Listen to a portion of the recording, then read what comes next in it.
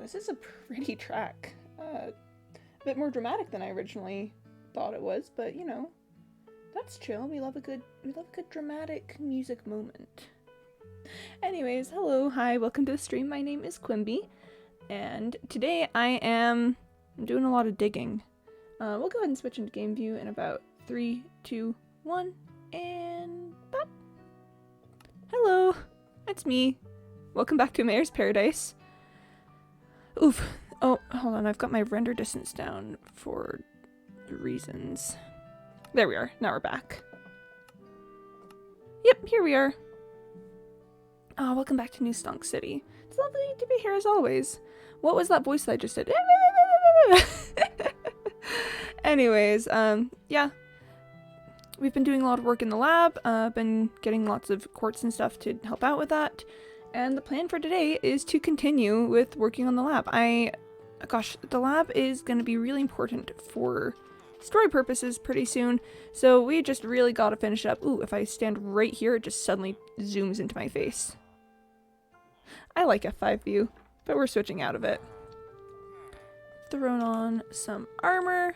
Why do I have so many sticks? That's kind of weird.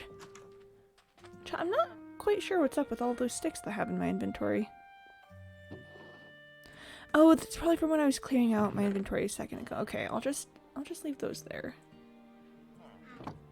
Ooh, while I've got people just sitting around here, do we have...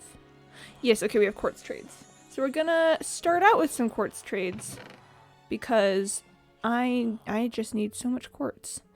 I need a lot of quartz. Lab speedrun. Lab speedrun any percent, glitchless. Lab speedrun glitchless any percent, I know something, but yeah. Yep, we're going for the lab speedrun these days. Oh, can't forget about Macy over here. Hold on, sorry, I just went right past one of our masons. Hey, Macy. You do good work, Macy. Have I ever told you that I appreciate everything that you do? I do, anyway. But yeah. I know we've been doing a lot with the lab lately, but hey. The grind never stops. You gotta get the projects done. Gotta finish up with the projects. And where's the other mason? Oh, please don't tell me we've just had another one randomly disappear. Please do not tell me that another mason has just decided to... Where do they go? Where do they keep going? Why are they like this? Why... Have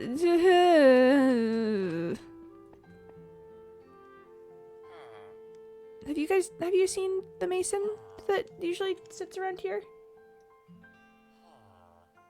Okay, well, you know, we'll just keep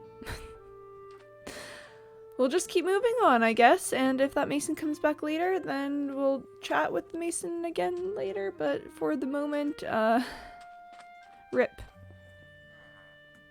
Or wait, is it? Oh, wait, has the mason gone over here? Oh, maybe. This is where the stream pivots into true crime investigation, right?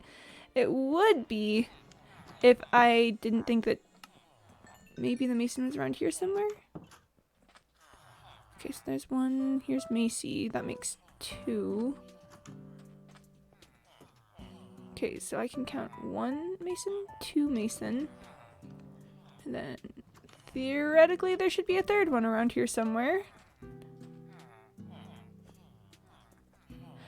I'm just gonna hope that there's a 3rd one around here somewhere. If there isn't, then I may have to take some drastic action. But, you know, and by drastic action, I just mean making more masons, but... Whew boy. It's so fun out here. It's so very, very exciting. Is there anything I don't need while I'm down in the lab? Here, let me just drop off my... lava bucket. Just want to make sure I've got enough space in my inventory that I can do the things that I gotta do. And, you know, actually the rest of this is gonna stick around. I'm gonna need to make torches, so I need, like, wood and, coal and stuff, and yeah, you know. That's just gonna be how it is. Let me sleep, please. Can I sleep? Okay. There we go. Hi chat, I hope you're doing well today. I hope that you are having good times. I've got some things happening. 2 of the 4 of my masons have mysteriously disappeared right at the exact wrong moment because I need a ton of quartz to finish up this project that I'm doing. To be fair, I haven't gone to the point where the quartz needs to be actually put in yet, but it's the spirit of the thing that matters. It's the, you know, oh my gosh, where are the masons going? What are they doing? Is there some mysterious force like taking the masons? Am I just a foolish person who has somehow lost masons continuously? It's a time. It's a time for sure. But anyways, let's head down into the underbelly of the lab, figure out what's going on in here. Alright, well this section is well and truly excavated, so I would personally call this a success. Ooh, sorry, just having thoughts. I know theoretically because we're going this way it should just be fine that we're, you know, only 20 blocks lower and the ceiling's gonna be 20 blocks tall. But I kind of want to go through and take this whole area 1 more layer down just for safety purposes. It would ultimately mess with the next layer of things. But I think 33 layers is adequate room to do something with. So, you know. Well, welcome to the stream today. I'm being indecisive. As always, you know. Anyways, oh, welcome.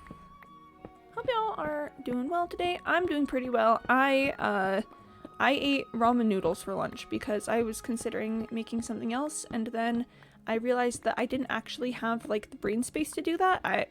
You know, like, I could have made a grilled cheese sandwich, I could have made myself, like, I don't know, soup or something, but ultimately it was a ramen noodles day because that's what it was. I do think that, I don't know, ramen noodles kind of gets a bad rap, especially among college students, because it is pretty much the staple food of a lot of college students. But I mean, ramen itself is not that bad. It's not great. It's not, like, an actually, like, wow, good food kind of thing. But it's not bad, and I think that's something that we overlook a lot. I mean, it's decent. You get the good sodium that you crave sometimes. I am going to need to take this out, but I might not right now just because I will not. Breaking news, Mayor will not dig out area of stone. Investigations ensue. Pretty sure there was supposed to be a torch there that I just didn't leave. Hi sheep, hello! Yeah, long time no see. Hope you are doing well today. Hope that you are, you know, having a good time. Hope that you've been well in, you know, in the time between when we've seen you and now. I'm digging out a huge hole in the ground. It also just so happens to be a slime chunk, which is fun times. How are slime chunks decided? Does the game just decide, like, oh yes, and now this will be a slime chunk? You're ill at the moment? Oh, I'm sorry to hear that. I'm sorry to hear that you're feeling ill. Bless. Hopefully you feel better soon. Yeah, that's not fun. I personally am not a fan of feeling ill, so yeah. If I understand how the game goes, sure, this chunk can be a slime chunk. Honestly, that sounds about right. If we're gonna be honest, the game just being like, ah yes, a slime chunk. That sounds like the game. I'm gonna have to recount everything after I finish taking down this 1 layer because I've just realized that I was operating on a, like, okay, so I've got 5 here and I've got like 6 up there, but now that's gonna be entirely different. That's fine. That's alright, that's nothing to worry about. But yeah, I don't know why, but it just sounds exactly like Minecraft to just be like, slime chunk. Imagine, oh gosh, chat, considering like the rules of probability and how, you know, many things are probable in many cases. Just think, there's probably a world that exists in which there's just a massive slime chunk desert. You know? Like, what if there's just an area where for chunks miles around, there's just no slime chunks whatsoever? So any poor player trying to go there to look for slimes would just be, you know, forever lost, forever just fruitlessly searching this slime chunkless wasteland. I think that would be funny. I think that would be a funny joke. Then just imagine the devs, like, sitting in the background, like, they think they're gonna find a slime chunk. In this area, they think they're gonna find a slime chunk. Oh, well, that is precious. Just, I don't know, I think it'd be really funny if just, like, you know, random game assignment, ooh, waves fingers dramatically, but then just no slime chunks. Just, oh, and imagine if it was in, like, a Redstone player's world or something, and they're just searching desperately for slimes. They're like, I gotta make sticky pistons, I gotta make sticky pistons, but there's just no slime chunks to be found. Why is that my first thought when I think of, like, random assigned chunks, is just slime chunk desert for a player who wants slimes? I promise I don't, like, dwell on this stuff a lot. I promise this isn't, you know, like, my... Hold on. I promise thinking about, like, slime chunk deserts and stuff isn't my, like, I don't know, favorite pastime or whatever. I promise I'm not, you know, being like, let's ruin people's day. Oh gosh, I had a story I was going to tell you guys. I was thinking about it this morning. It's from when I was a little feral child. And I just remembered it. I used to lick rocks! That's what the story was. Chat, did you know that I used to lick rocks? Okay, we gotta get a bit more in depth as to why I licked rocks, because I promise I had a reason for licking rocks. The reason was that the rocks tasted good, but, like, listen, I promise it makes sense. So basically what happened was I was a small, wee, young child, and I discovered that some rocks have that peculiar, like, dusty sort of smell taste thing. I don't know if you guys know what I'm talking about. If you've never eaten rocks, this may be news to you. But sometimes rocks just have this really peculiar, like, it's not quite dusty. Dusty is, you know, dust is a bit, like, drier and stuff, but it's just this really, like, rocky smell to it. So, like, particularly if you get the rock wet, it will release that smell.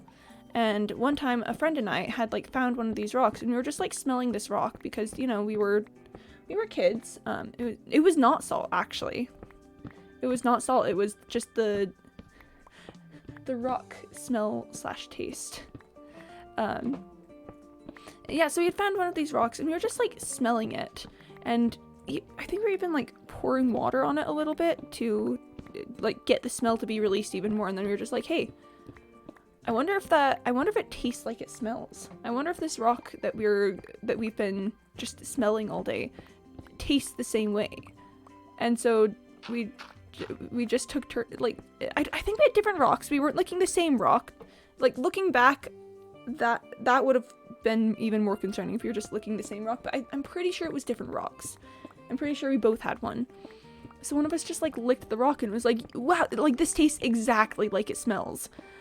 And then we were just there, like, licking rocks for hours, just getting that good old like, stone taste in. I can still, like, smell it sometimes. It's very similar to the smell of, like wet linoleum, I think would be a good comparison. Like, a lot of showers and stuff will kind of smell similar. Did your parents ever find out? So what did they say? I don't think they ever found out. I don't think we ever made a big deal out of it. I don't think we ever went like, hey parents, I was licking a rock today. Are you proud of me? I think we just sort of had the rocks and would lick them. And I found nothing weird about it at the time. Is the thing. I wasn't like, oh my gosh, we gotta hide the fact that we eat these rocks because it's weird and they'll make us stop if they. No, it wasn't anything like that. We just, I don't know, didn't think that it was something that needed to be talked about. Quimby, what would you like for lunch? Rocky, please. Rocky Road, like ice cream? Yes. Yes, parental figure. I would like to eat Rocky Road ice cream for lunch. Definitely not an actual physical rock. That would be ludicrous. That would be silly if I were to eat an actual rock. I would hope it didn't have any, like, I don't know, negative effects. I would hope that like, particular taste that I'm describing isn't actually anything bad. But if I'm gonna be honest, I don't know. Because I don't know exactly what created the taste of that rock. And without that knowledge, I can't definitively say whether I'm in danger of dying because of some weird rock disease. Maybe someday I'll just like come on and be like, guys, I've got something like really important to tell you. So it turns out all that rock eating I did as a child actually like super messed up my system. Oh, I guess, okay, so correction, I never actually ate the rock. The rock was never swallowed. I mean, I didn't even chew on the rock or anything. I just licked it. Just licked the rock. So I mean, I don't think that will have any effects on anything. It's not gonna be like Quimby, we found a stone in your stomach or anything, because I never swallowed any stones. I just licked them. But I don't know, who knows, maybe that tasted some sort of like, I don't know, dangerous thing. Well, anyway. I like to imagine that this story is canonical to Mayor's Paradise and the mayor is just a glutton for getting strange hard-to-obtain diseases. Oh my gosh. The mayor honestly, the mayor would. Definitely not in public, because eating rocks is generally frowned upon. I feel like in most societies. But I don't know, the mayor definitely would. The mayor would eat a rock. Just lick it. Just take a block of stone or something and just tasty. He did come from that feral island, though. He did, yeah. I mean, the island itself isn't like an uncolonized wasteland. It's just far away from civilization, doesn't have regular supply drops, is the thing. Legends say that they would eat rocks because that's all they had to survive. Oh, I guess if you think about it, there was pretty much nothing on that island. Like, there was one tree and I cut it down. So, yeah. Legends and rumors about when there's little to no information. Abound when there's little to no information. Abound around, you know, very, very similar words. They do tend to do that, though, don't they? They do tend to abound when there's no information. Man, imagine not having information. Wouldn't be me. I would never have no information. Ah. I bet someone else has licked rocks. I bet there's someone else in this great, wide, wacky world that has not consumed rocks, because again, I didn't eat the rocks. But I would almost certainly bet that someone else has, like, I don't know, licked a rock and gone, that's quite a singular taste. Maybe I would like to taste more of that. You know, I would bet that that's not just me. That feels like a thing that multiple people have probably experienced. Oh, I was supposed to clear that out.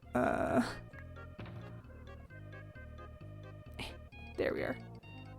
Yeah, we're just gonna ignore that for a second. I bet definitely wasn't quite a formative experience for you that you described the rock taste sound. Yeah, it's just a rock taste. It just tastes like rocks. You know, it's just yes. Rock. Yeah, I'm not really sure like what exactly the rock taste is. Maybe there's, I don't know, some sort of mineral or something that makes the rock taste happen, but I wouldn't know. I wouldn't know anything about the rock taste. I just eat the rock. Out of context, that could sound like I eat Dwayne The Rock Johnson. I now have no blocks to get me up. Hold on, I've made a mistake. Let's just... There we are. Bop, and bop. I really want a Quimby out of context. Oh no. Oh, Quimby out of context would be an experience for sure. Quimby out of context would, I don't imagine there'd be anything too crazy in there. I can't think of like too much weird stuff that's happened, but hi Awesome Pizza, hi. Welcome. For context about the Quimby out of context thing, I've been talking for the past little while about how I used to lick rocks as a child, and then I said, out of context, that sounds like I want to eat Dwayne The Rock Johnson, and then that was a mistake. That was a mistake to say, because then then there was evidence of me saying I want to eat Dwayne The Rock Johnson, which I don't. Cannibalism is frowned upon in most first world societies, but like the deed may have been done. And let's see what we got. 8 granite. That's probably enough to get me up somewhere. That's enough to get me up here at the very least. I'm just kind of going through and, you know, replacing some of the walls with stuff. Just looking at some things. You know how it goes. But have you been, Awesome Pizza? I hope that you're doing well today. And, oh, having good days, having good times. I was having a pretty decent day, I guess. And yes, I'm still having a pretty decent day. Here, let's just... Yeah, I knew that would happen. Yeah, oh, yeah, here we go. I mean, hey, having coal is never a bad thing. Having coal is never, you know, a terrible tragedy. Yeah. I just need more, I need more blocks. Bop. Bop. Bop. Got him. Got him. Stress? Aw, bless. Sorry to hear that your day's been stressful. That is not good times. That's rather unfortunate, actually. Well, I hope that the rest of your night can be better. You know, if nothing else, at least hopefully you can get that going for you.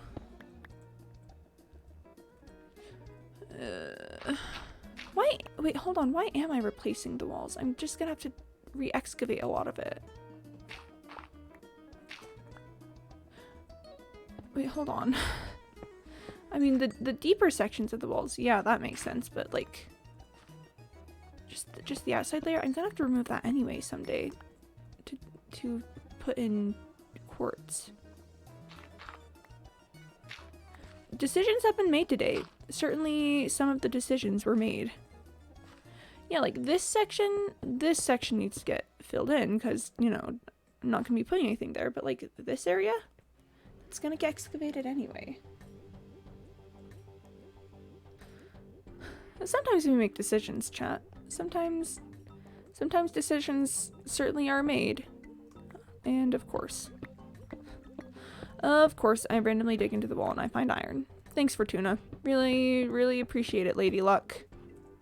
You're generous as always. I need one more. Okay, well, anyway. Yeah, here we go again.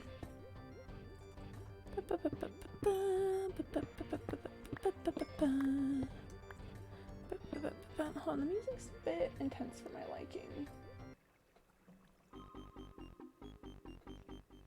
Yeah, that'll do it. And I somehow picked up cobblestone. Anyways,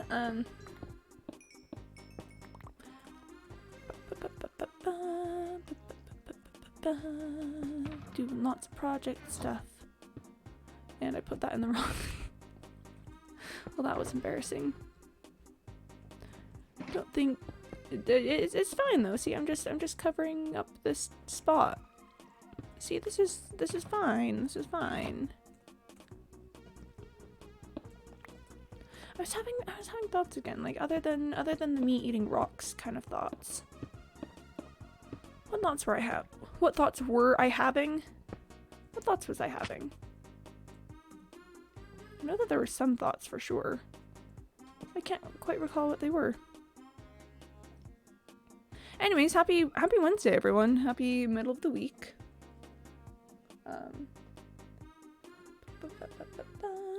Aw, I'm sorry to hear that you're a zombie, Mr. Malouk.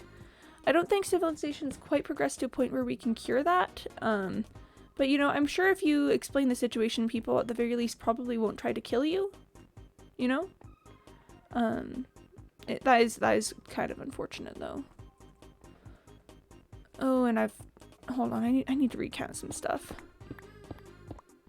Okay, we've got 1, 2, 3, 4, 5, 6, 7, 8, 9, 10, 11, 12, 13, 14 excavated. I need 6 more levels, so if I go up to this level of things and go to 5 blocks tall, then that should get me to 20.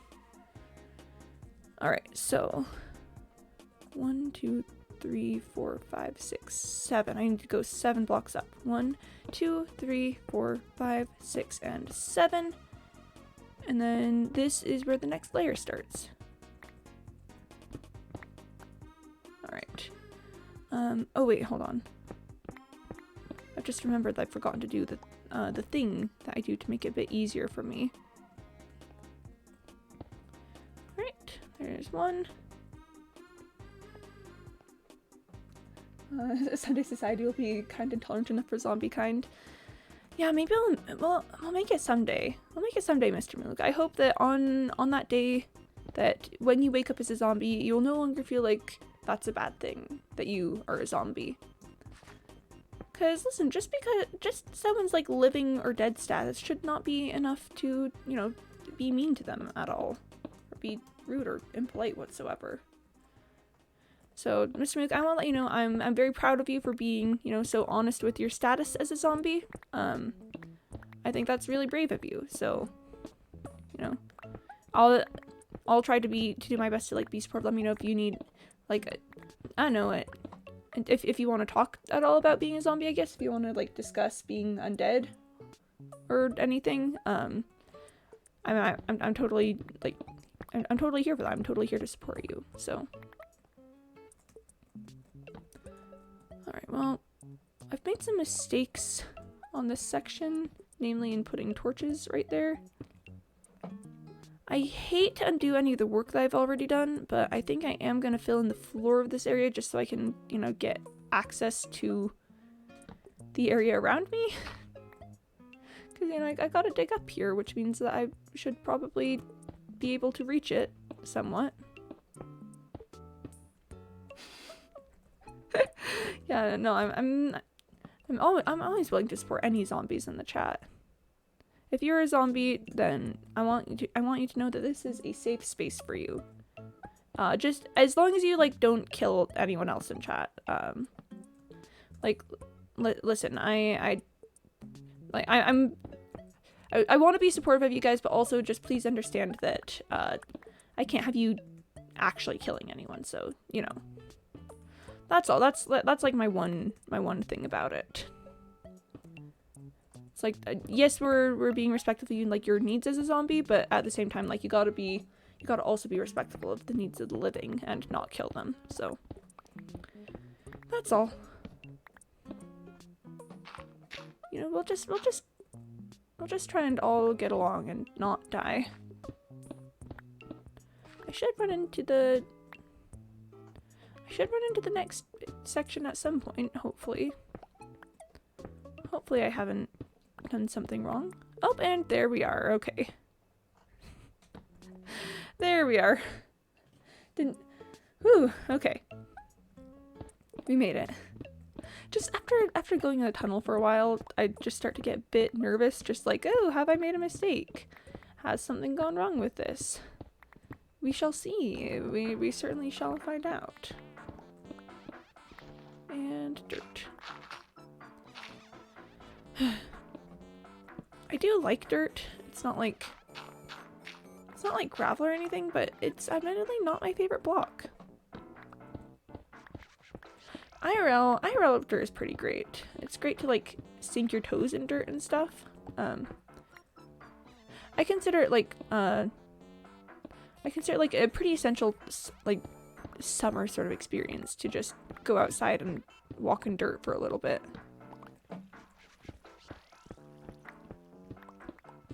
Ooh, so chat, I've talked before about the subreddit that Point Blank's recommended to me. But I want to tell you guys a little bit maybe about one of the stories I've been reading there. I'm all for dirt. I'm less for bugs. Ooh, yeah. Dirt, good. Bugs, not great.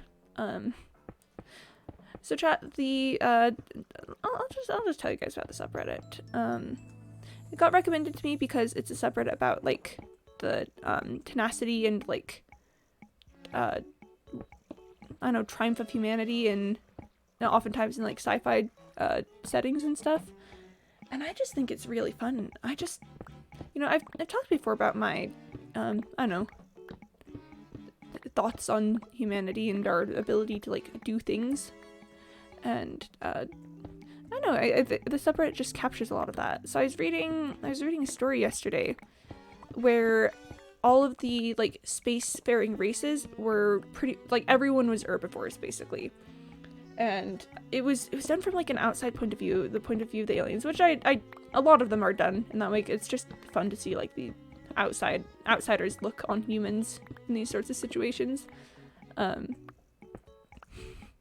it was like, oh my gosh, the, like, predators in space, like oh my gosh, that's just so inconceivable. Like, everyone knows that the drive to, like, escape predators is what causes species to develop sentience and stuff.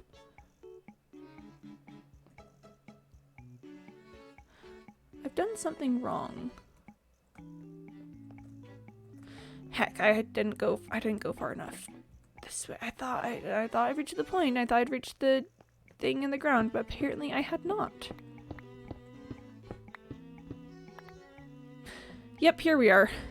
Here's the real one. Well,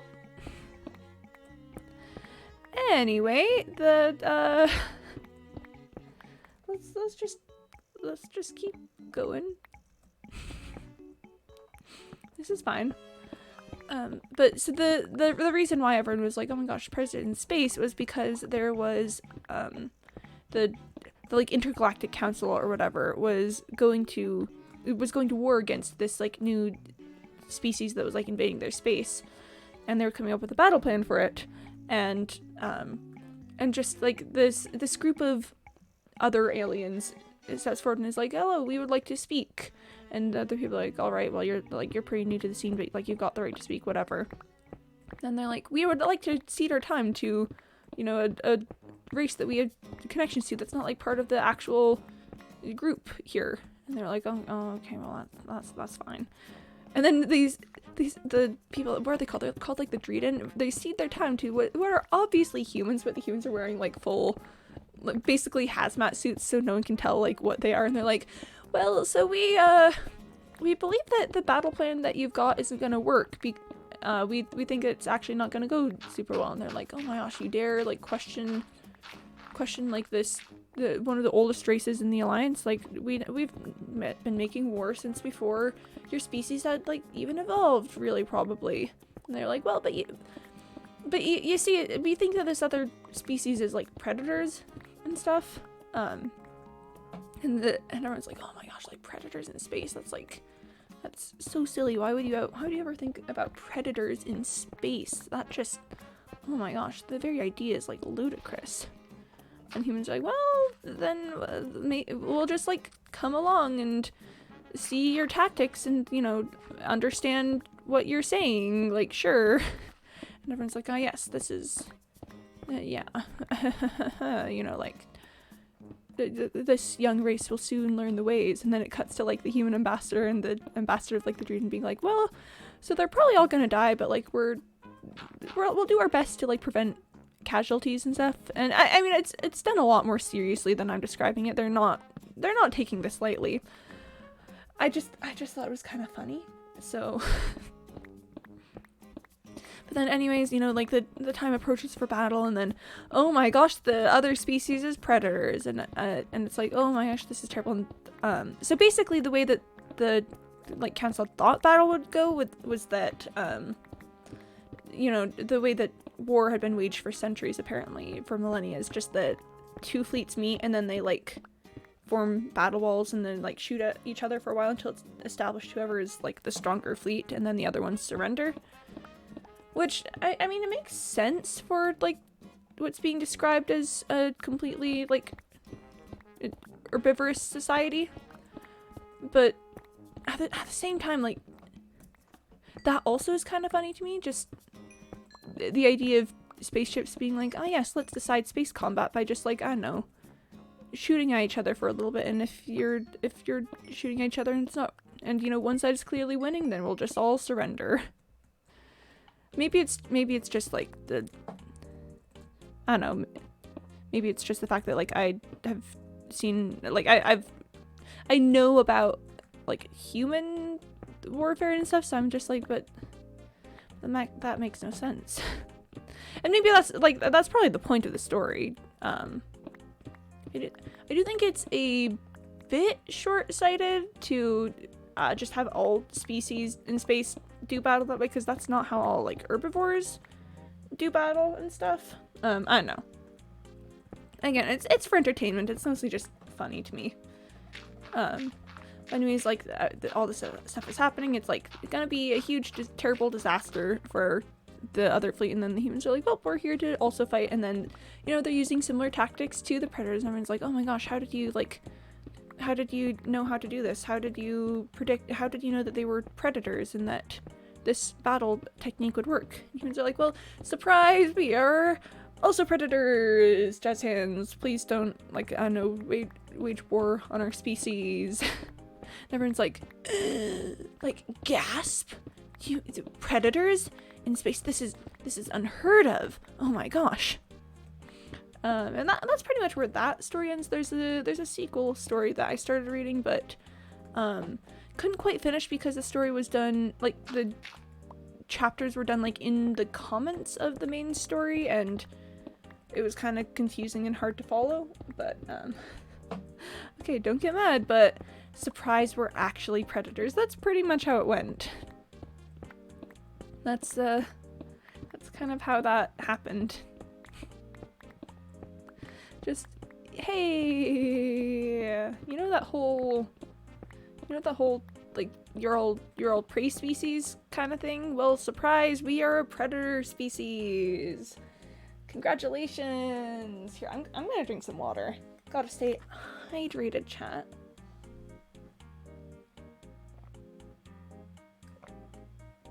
But anyways, I think that's fun.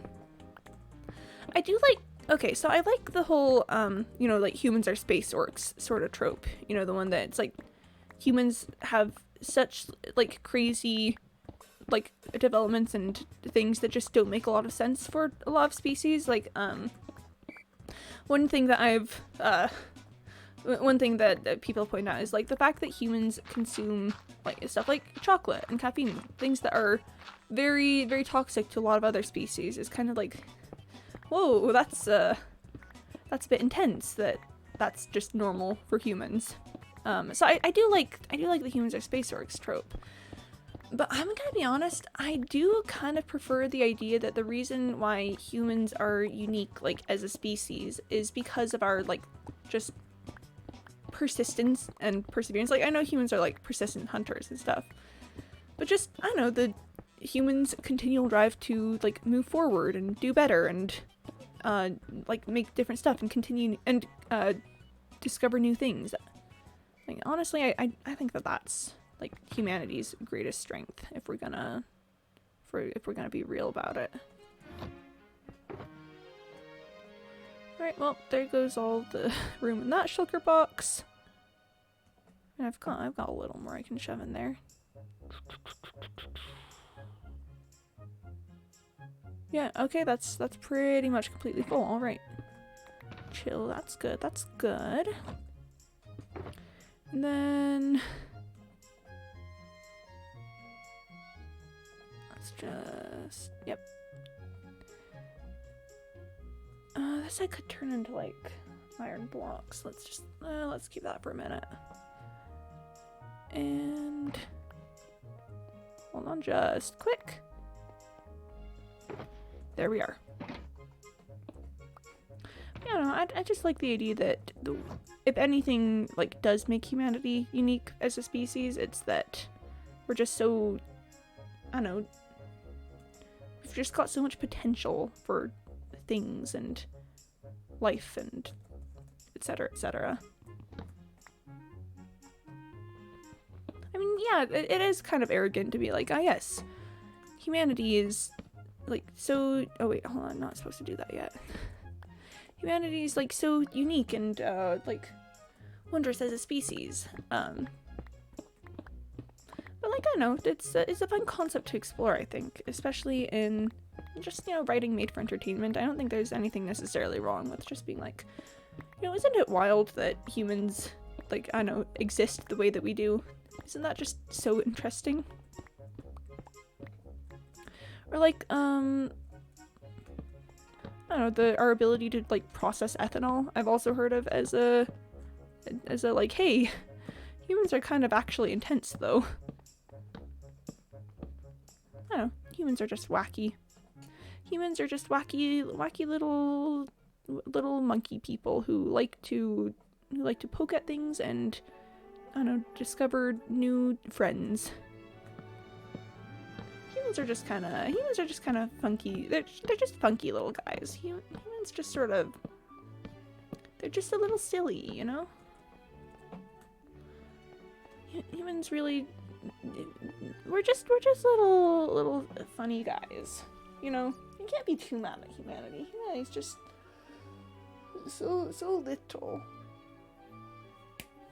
Stretch. Okay. Anyway, excavation of this big ol' lab area.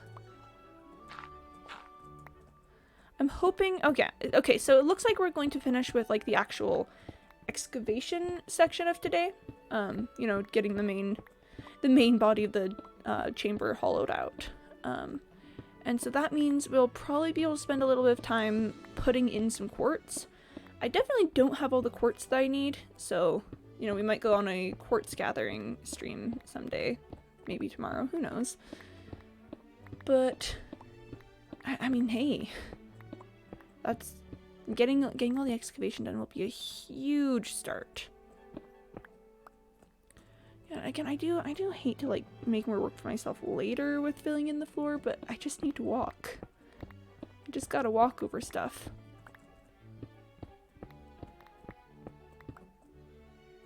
Ooh, this is where I accidentally dug into the wrong section of the floor.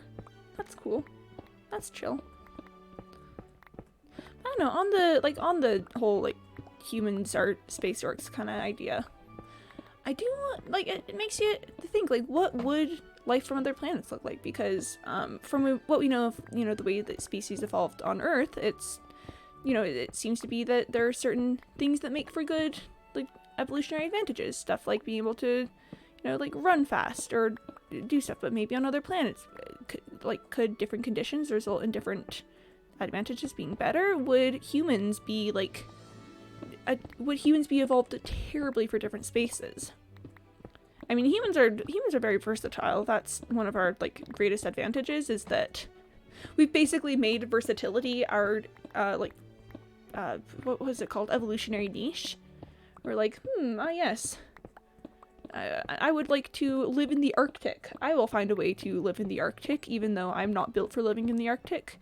Yes, I would like to live in space. I will find a way to live in space, even though I'm not built for living in space.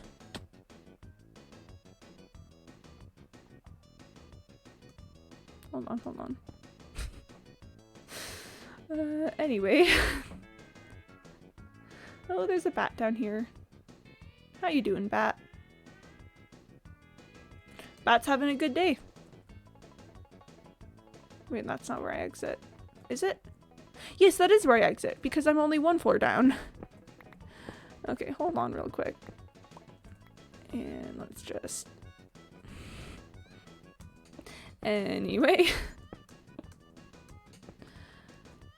Oh, where did I just fall down? Hold on.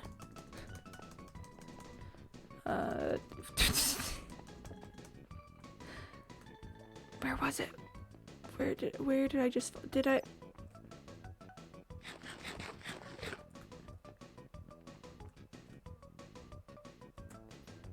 Well, I'm lost.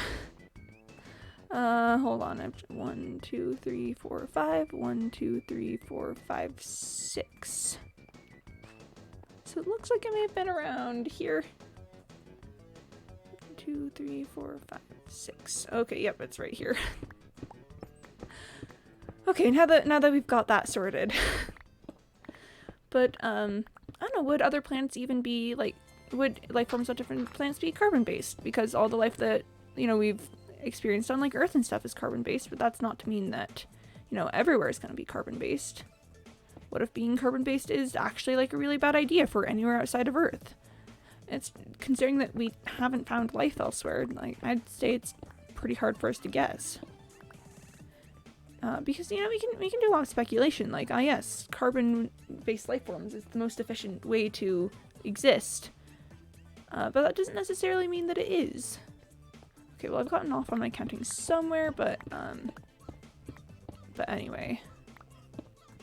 I'll just do this and then check to make sure that all the sides are the same size. I don't know, what if other life forms are silicone-based? What if like iron is toxic for other planets? It's just we just don't know yet. There's so many things that we haven't discovered, and I don't know, maybe there are things that we have discovered and I just don't know about it. I'm just spouting a whole bunch of nonsense, but I don't know, just life. Life is so wild. The fact that life exists is actually so crazy. On a complete 180 subject change, I don't know why M&Ms in cookies is such a good idea, but it just is. Like, seriously, pretty much 180 subject switch. Sorry, I was just thinking about, like, M&M cookies. Because I had one yesterday, and that was very nice, and I wish I had another one, but I don't think that I have anymore. You just gotta wonder, like, who did that for the first time? Like, I've heard the story of the invention of chocolate chip cookies. Wasn't it like a hotel owner was making chocolate cookies and didn't have powder, so she just threw some chocolate in there and expected it to melt and become like the chocolate? That's what I've heard. That's what I've heard as the origin of chocolate chip cookies. And with that in mind, I guess it's not a stretch that someone went, hey, you know that whole putting chocolate and cookies thing? What if we did that with like M&Ms, because that's even smaller chocolate and stuff? I wish I knew the person who did that first. It doesn't sound like the sort of thing that someone like went, and now I will, like, you know, boggle your minds by putting M&Ms in cookies, and then everyone like cheers and claps and they get a patent for it. And I imagine it could be invented by like many people simultaneously, just being like, well, I guess I'll just throw some M&Ms in my cookies. But like, theoretically, someone's gotta have done it first. Someone had to have that idea and say, this seems like a good idea. I think I will do this, and then maybe tell people about it. Like, who was that? Who are they? Why do we not talk about them? Chocolate M&M cookies are one of humanity's greatest achievements, and I personally think it's a tragedy that we never talk about them. I think that the creator of the M&M cookie should be honored with all the honors that they deserve. Imagine being the person who invented bread.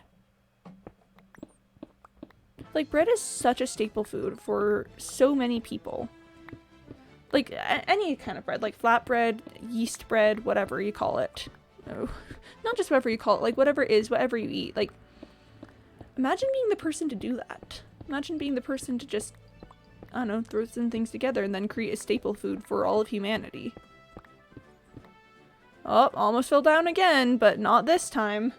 Not this time. Hi, Cyborg. Hello. Hello, welcome. Cyborg, did you invent bread? Because I've been talking about the inventor of bread, and I've been wondering if it was you who did that.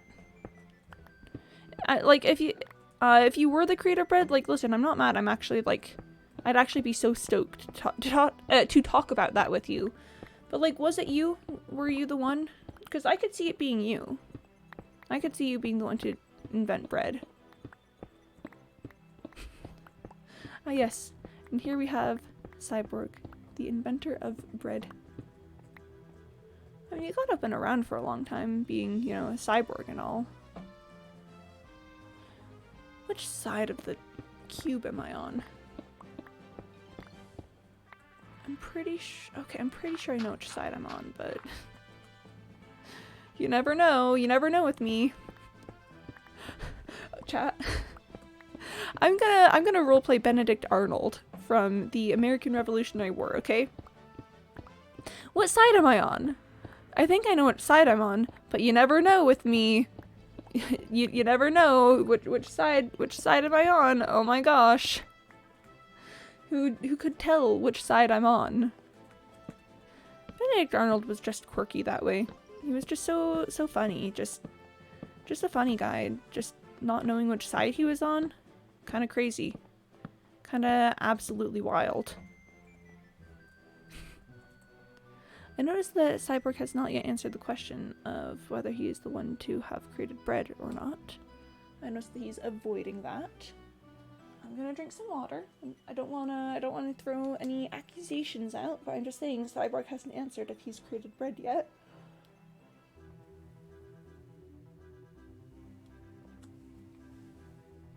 That's all I'm saying is chat here. I believe in guilty of the creation of bread unless proven innocent. If you come here, I will assume that you were the inventor of bread unless you can prove otherwise. I want to make sure I'm not falling down the hole. I will say, I will look you straight in the eyes. Which, I'll accomplish that somehow. I'll look you straight in the eyes somehow. But anyways, I will look you straight in the eyes and accuse you of the creation of bread.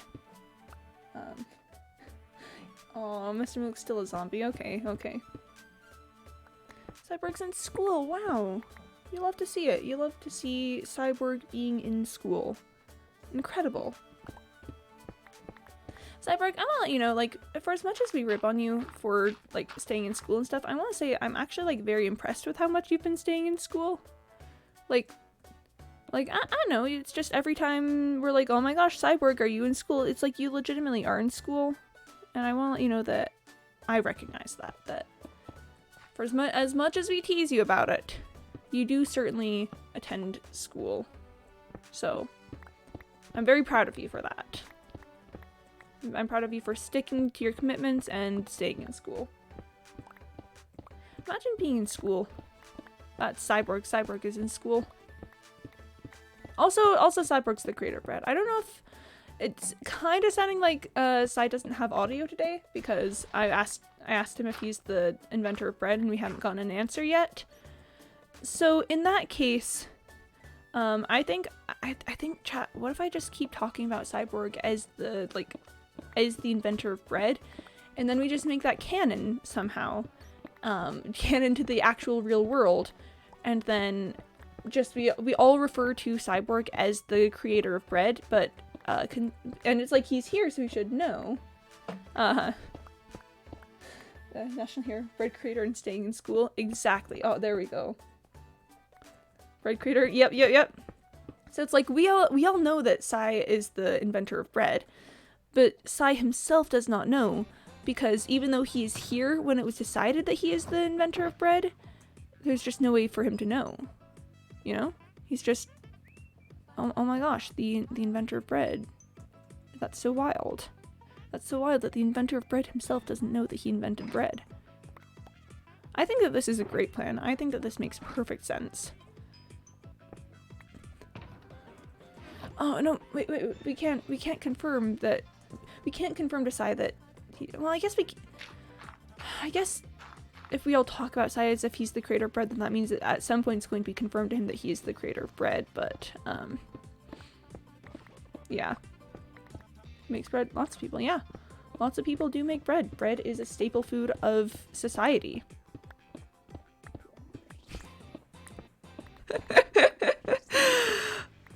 Oh, rip to Cy. Rip to Cy not having audio. He can't even hear us singing praises to him for inventing bread. Man, and here I was gonna like write a whole soliloquy about how cyborg creating bread has led to the entire creation of civilization and like, you know, so many good things, but alas, cyborg could not he could not hear the soliloquy. It would be so sad. I've fallen down a hole. I've fallen and I can't get up. That's actually a lie. I can get up if I want. Wait, that can't be confirmed nor Oh, chat. Oh, we're getting sneaky language from Cyborg on whether he is or is not the creator of bread. I'm smelling a I don't know, a hit. We're singing your praises in audio. Lore. Yes, the cyborg lore. Cyborg creator of bread lore. There's a hole over there, but I don't think I'm going to explore that at all. I don't remember where I fell down, but I'm pretty sure I did not complete my entire circuit. 1, 2, 3, 4, 5, 6, 7, 8, 9, 10, 11, 12. 1, 2, 3, 4, 5, 6, 7, 8, 9, 10, 11. Ha ha ha! I've figured it out. Okay, but like, hold on, chat. Let's just consider for a second that if Cyborg is being sneaky about the whole like creation of bread thing, if he's like neither confirming nor denying, that's basically a confirmation, right? That feels like we've stumbled upon like the actual literal truth here. Can we get some bees in the chat for the creator of bread? Bee. Oh, here, I gotta. There we are. There we are. It's for the creator of bread, chat. You gotta put the bees in the chat for the creator of bread. Wouldn't that be so wild though if what if the creator of bread, Cyborg, was just traveling in time, like seeing the effects of their creation, just, you know, just being like, I did that. By creating bread, I was the one who made that happen. 'Cause honestly, well deserved. The creator of bread did a good deed for all of humanity that day. The creator of bread really just nailed that one on the head.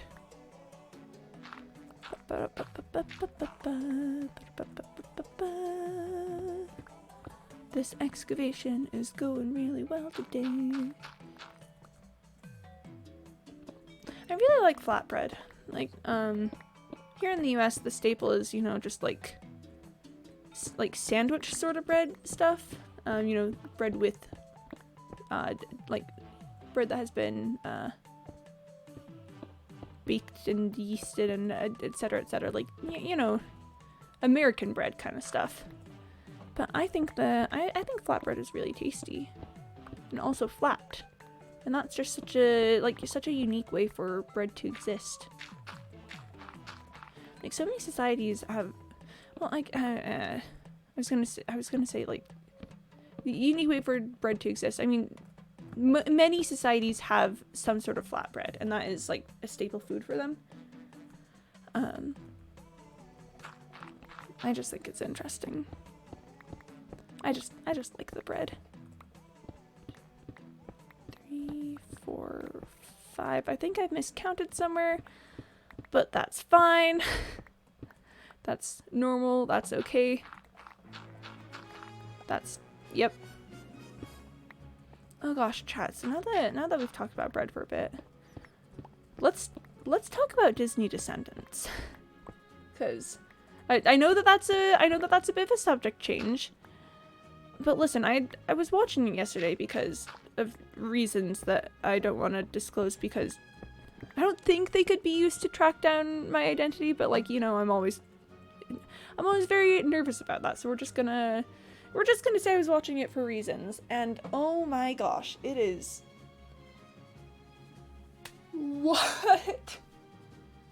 what is up with Disney Descendants?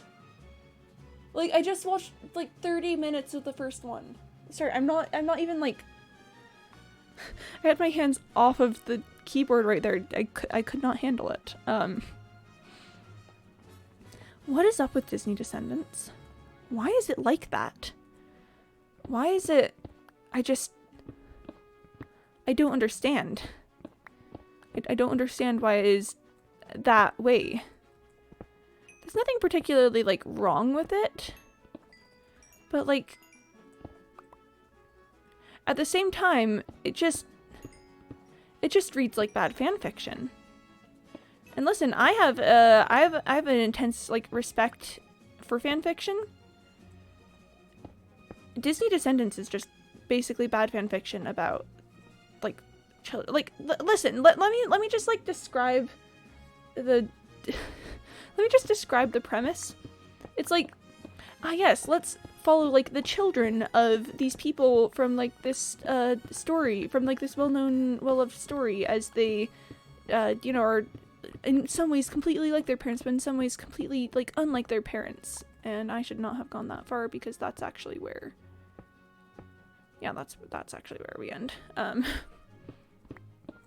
But and they, like, all get together in this, like, high school sort of environment, and they all, like, they're getting in relationships and, like, falling in love, but there's like oh my gosh, there's a mean girl. There's someone they gotta watch out for, and she's, like, nice and pretty, so everyone thinks that she's good, but she's actually, like, the worst, and is mean to the main characters, but the guy is nice. Yeah, you know? Yeah. And that's really how I feel about it. That's honestly the emotions that I get just thinking about it. Like, why? Why is it like this? Why is this the way? Why have we decided that this is a thing? I just don't get it, chat. I don't know, maybe I'm too cynical for Disney Descendants. Maybe that's the issue. Sorry, I just realized that there's more coal. But I don't know, chat. I just... Why is it like this? And then the actual... Oh my gosh. And then the actual, like, plot stuff is not great. It's basically just a vehicle for the, like, singing and dancing and stuff. And there's nothing necessarily wrong with that. Like, that's the sort of stuff that, you know, Cats did, and we all know that I'm a huge fan of Cats. Well, I'm not a huge fan of Cats. I appreciate Cats.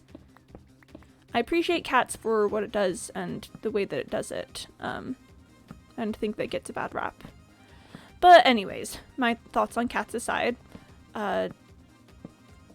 Descendants does something similar, but not in a way that I think works well. Okay, sorry, I've just realized I'm kind of lambasting this. It's a fun watch. Watching it's kind of fun, kind of exciting. It's got music. It's got, like, intense choreography stuff. I understand why people like it. I'm not saying, like, oh my gosh, if you like this, you're, like, I don't even understand why.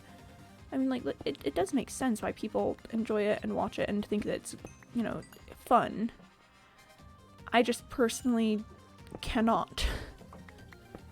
I just, you know, I have a special place in my heart in terms of nostalgia because of a tender family vacation memory I have, but I don't know what's actually going on. Yeah, that's fair. That's fair. And I mean, again, it's a fun ride. It's not like there's anything wrong with the show. I'm not like, this is so, like, problematic or anything because of this. It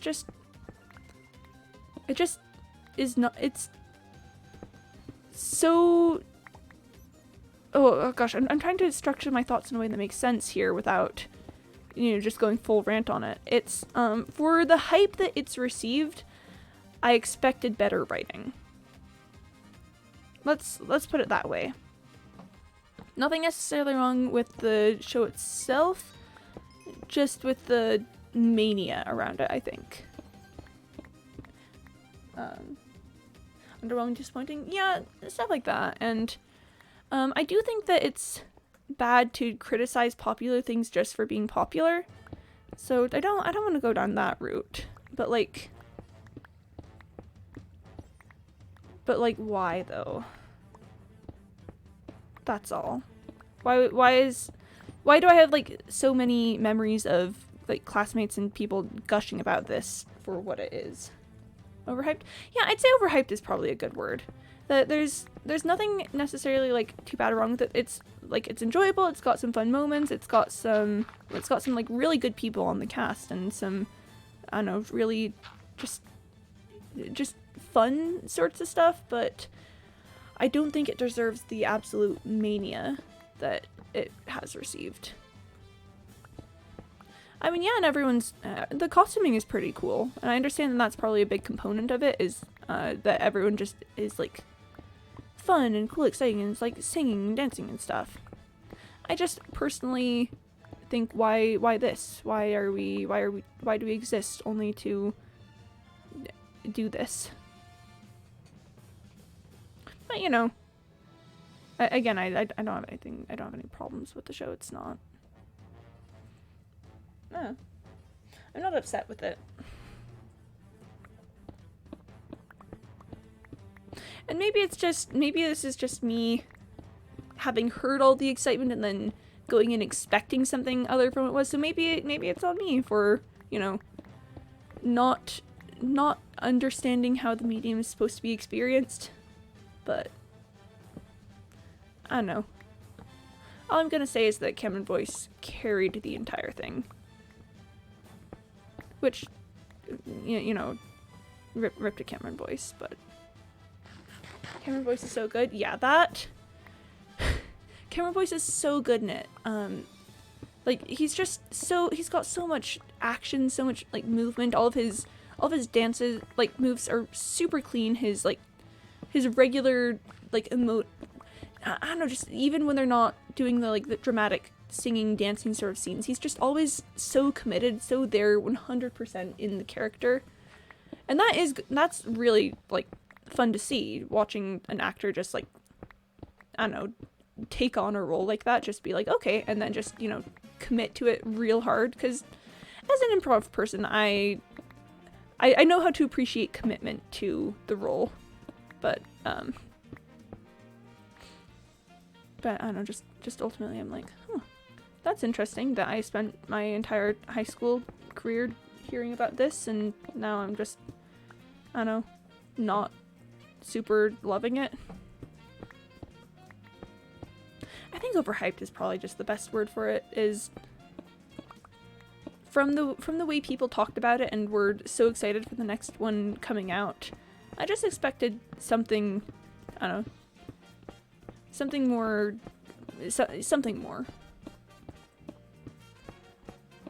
I do admit, purple hair does sound fun though. I don't think I could ever dye my hair personally. Not even just like as a personal thing. Like, it's not like oh my gosh, like people who dye their hair like I would never know. I didn't think it would be cool to dye my hair. I just don't think my hair would survive being dyed. My hair is it's not built for being dyed. Let's just say that. It is it would in fact disagree with that heavily, and then probably just perish. My hair would be like, oh, you wanna dye me colors? Well, that's really interesting, I guess. I'm just gonna break. I think my hair is entirely too fine to be able to survive being dyed. So, you know. There we are, and just as a finishing touch, let's throw all of this stone in there so that I start with a clean inventory. Pop! Does me not like loving Disney's Descendants make me old? Doesn't died mean dead?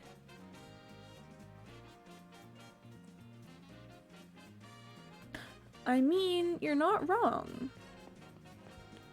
You're not wrong there, Cyborg. You're not incorrect about that. I've dyed my hair, as in I've deaded it. My hair, it's dead.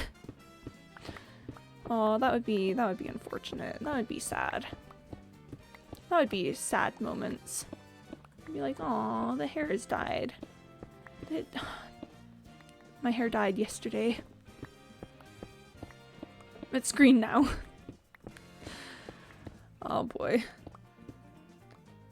Cyborg has joined the line of audio? Whoa, I didn't even notice that. Hey Cyborg, hey, welcome to audio. We weren't talking about you earlier. That's not something we were doing. So you don't need to worry about that. Yep.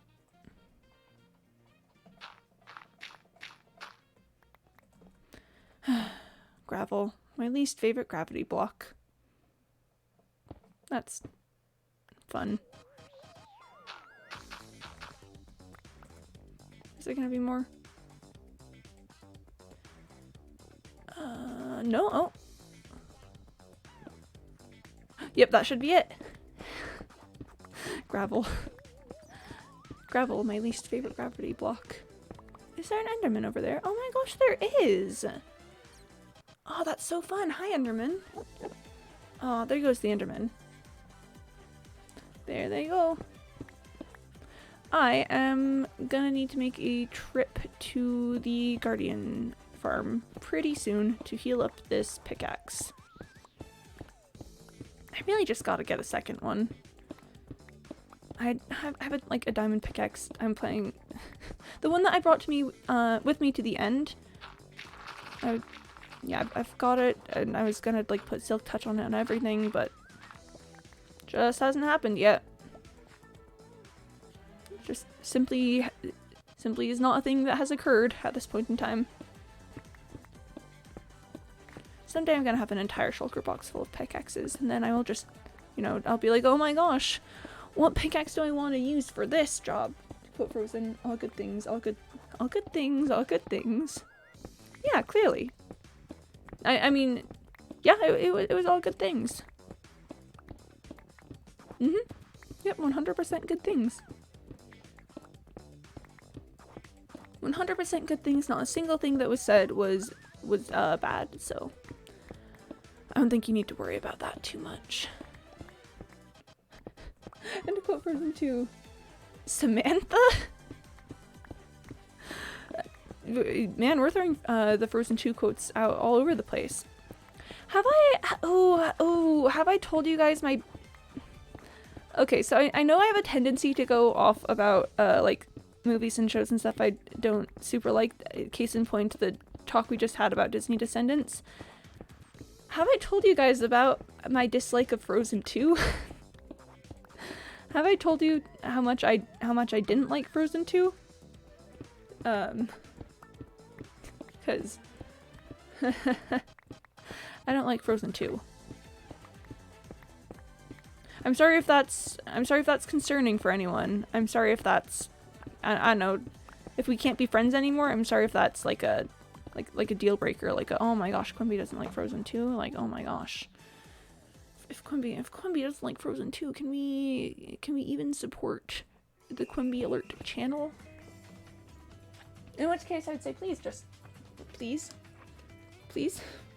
I'm gonna drink some water. Okay. Water has been consumed.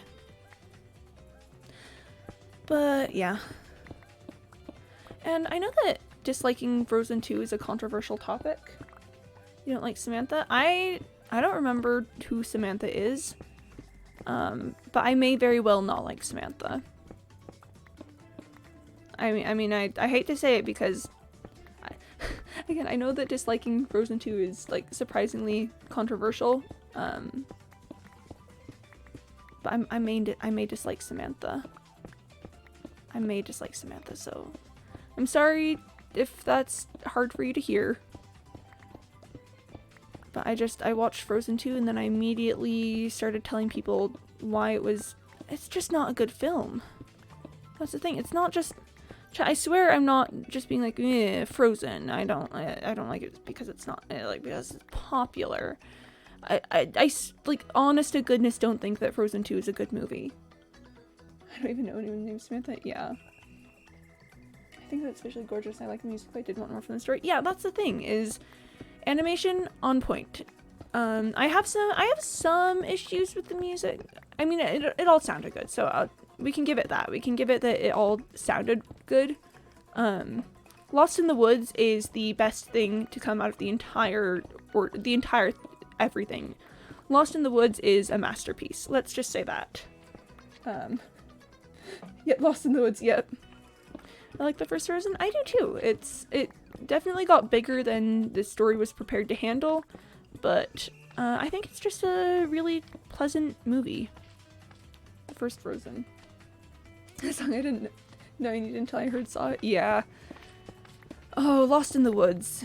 Lost in the Woods was perfect. It just, I remember coming out of theaters just being like, lost in the woods. Like, everyone else was like, into the unknown. Oh gosh, I'm off key. Into the unknown. Into the unknown. That was everyone else. And then I was coming out the theater, it's like, because I am lost in the woods. And I don't know how to go on. Such a good song. What about Everything Will Make Sense When You're Older? I prefer the Lovejoy version. Brendan Urie's a Disney princess, though. Okay.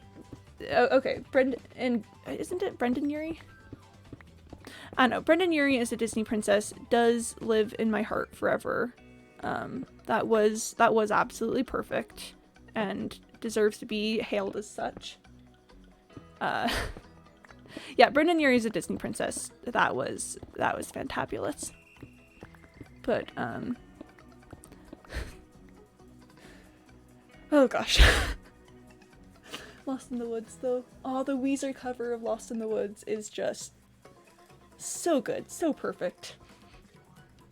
Everything we needed, really.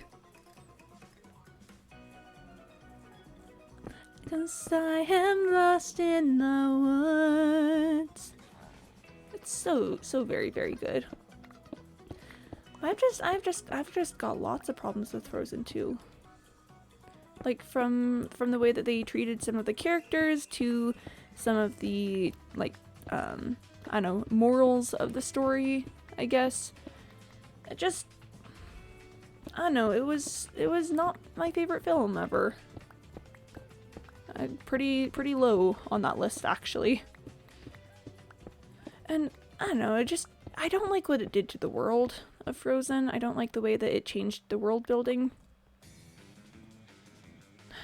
Hold on. I'll fix that eventually. Here, I'm gonna grab something real quick. I'll be right back. I'm not even leaving the room, I'm just scooching to a different section of the room. And then I'm coming back. Like, I mean, hey, I'm back. I'm sitting back in the chair. I told you it would just be a moment. Surprise, it's me! Why is Anna not special and everyone's just okay with that? Well, yeah, okay, so that is one of the things. Like, I know when Frozen first came out and the idea of a sequel was, introduced, all of us were very excited, like, oh my gosh, what if Anna has, like, fire powers or something? But I also just didn't love the story. So it would have been fun to see something like that, but I'm not, like, necessarily too hung up on it, I guess. It's like, Anna's great, and it would have been fun for her to have powers and stuff, but I'm not feeling betrayed that she didn't end up having powers. Mostly it was stuff with the just the world building, the way that they changed the way that a lot of the world worked. Was not a huge fan of that. And the whole thing with their mom, I don't know. I feel like if their mom grew up with, like, elemental forces of magic, then why was she, like, concerned about Elsa's elemental forces of magic? I personally feel like that just doesn't make a ton of sense. I know, maybe that's just me. Maybe it's like, oh my gosh, she didn't want reminders of where she grew up and stuff. Anna's just a normie. Yeah. But I'm gonna be honest, my biggest problem with Anna in Frozen 2 is the way that the movie treated her as a side character until suddenly she was a main character, like the main character. That didn't make a lot of it just was so bad for her character was the problem. It's, you know how, gosh, okay, so I've been trying to hold myself back, but let's get into it. Let's get into it, chat. I feel like the story is about sisters, but then somehow is all about Elsa. Yeah, that is a valid criticism. That is a very valid criticism, and that actually kind of ties into what my thoughts on the movie. So, okay, so here's the thing. Frozen has always been kind of this, like, it was a story about how, you know, like, love doesn't have to be necessarily romantic or anything, and, you know, like, family is important and can help you with things and stuff. But then for the first half of Frozen 2, Anna is treated as a side character. She is an accessory in Elsa's story, basically just there to provide opposition for Elsa. Elsa wants to, like, run off into the unknown, as the song says. Elsa wants to go out and, like, explore the world and not be queen anymore. Anna is there holding her back, keeping her grounded in the land of mortals and, you know, like, representing the responsibilities that Elsa needs to take care of, which makes her unable to go out into the world and, you know, fulfill her destiny and all that. What did the story about girls working together, but then Elsa just completely took center stage? Women, yeah, woman is a better word right there. I heard a slime down here. Hold on, I just want to check it out. Okay, nothing right here. Yeah, so for a long time,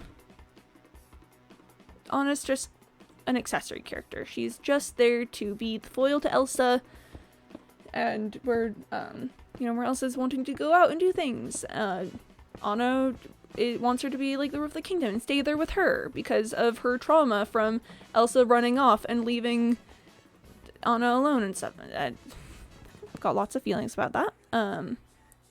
But then suddenly, like, and then Anna even, like, disappears for a hot second from the story when Elsa goes off into the ice caves and, like, all the stuff starts happening. It feels like Anna just really disappears from the narrative pretty much entirely for a hot second there. And then all of a sudden we jump to the song, like, The Next Right Thing, and suddenly she's the main character again. But at that point, I was so disconnected from Anna. I just could not relate with her at that point. There she was singing about, like, doing the next right thing and, you know, doing stuff and things and moving forward in her life. But I'm like, we care about Anna?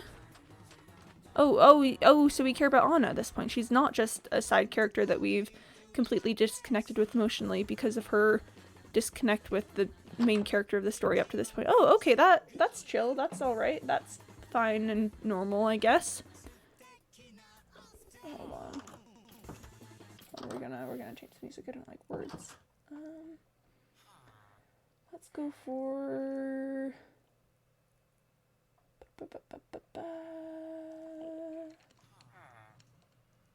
Let's try this. Yeah, that'll work.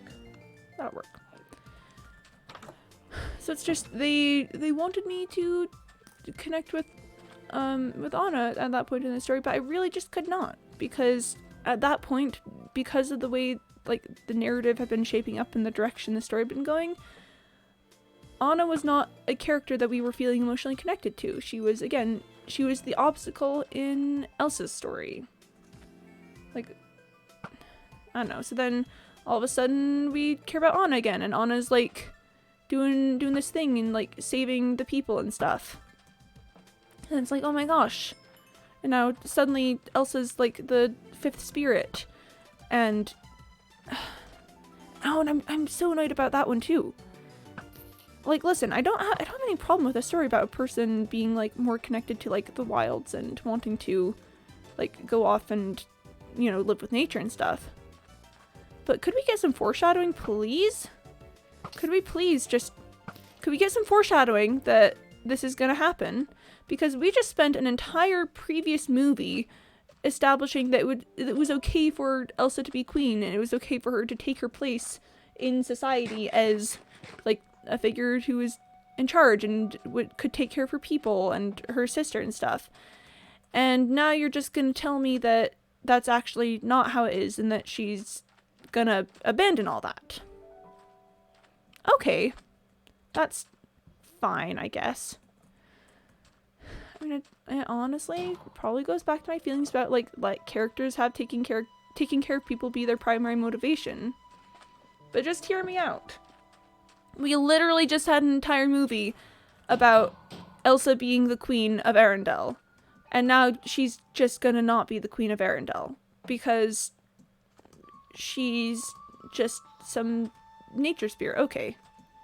So what was the point of the first movie then?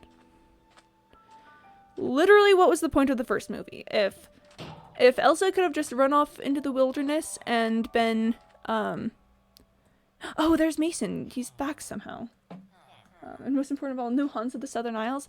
I did want more Hans. I was gunning for a return of Hans, actually. I think he would have made the movie much better.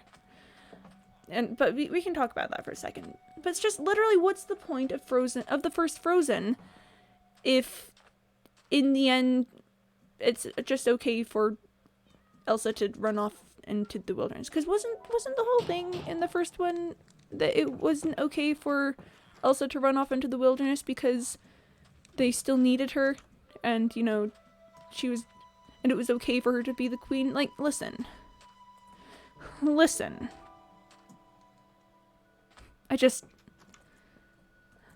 Why would you undermine your own narrative like that?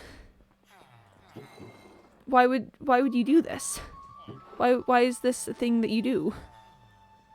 That's what I'm most angry about, chat, is I'm so incredibly angry that they just destroyed the entire purpose of the first movie like that. It's just, oh, no need for that here. It turns out that whole, like, we want Elsa to come back thing, well, actually we're not even gonna be too concerned about that, because it turns out she can just go be a nature spirit instead, and Anna can be the queen, like it was implied that she should be in the first, because in the first movie it was like, oh, Anna can be the queen, but no, Anna cannot be the queen because Elsa's the queen.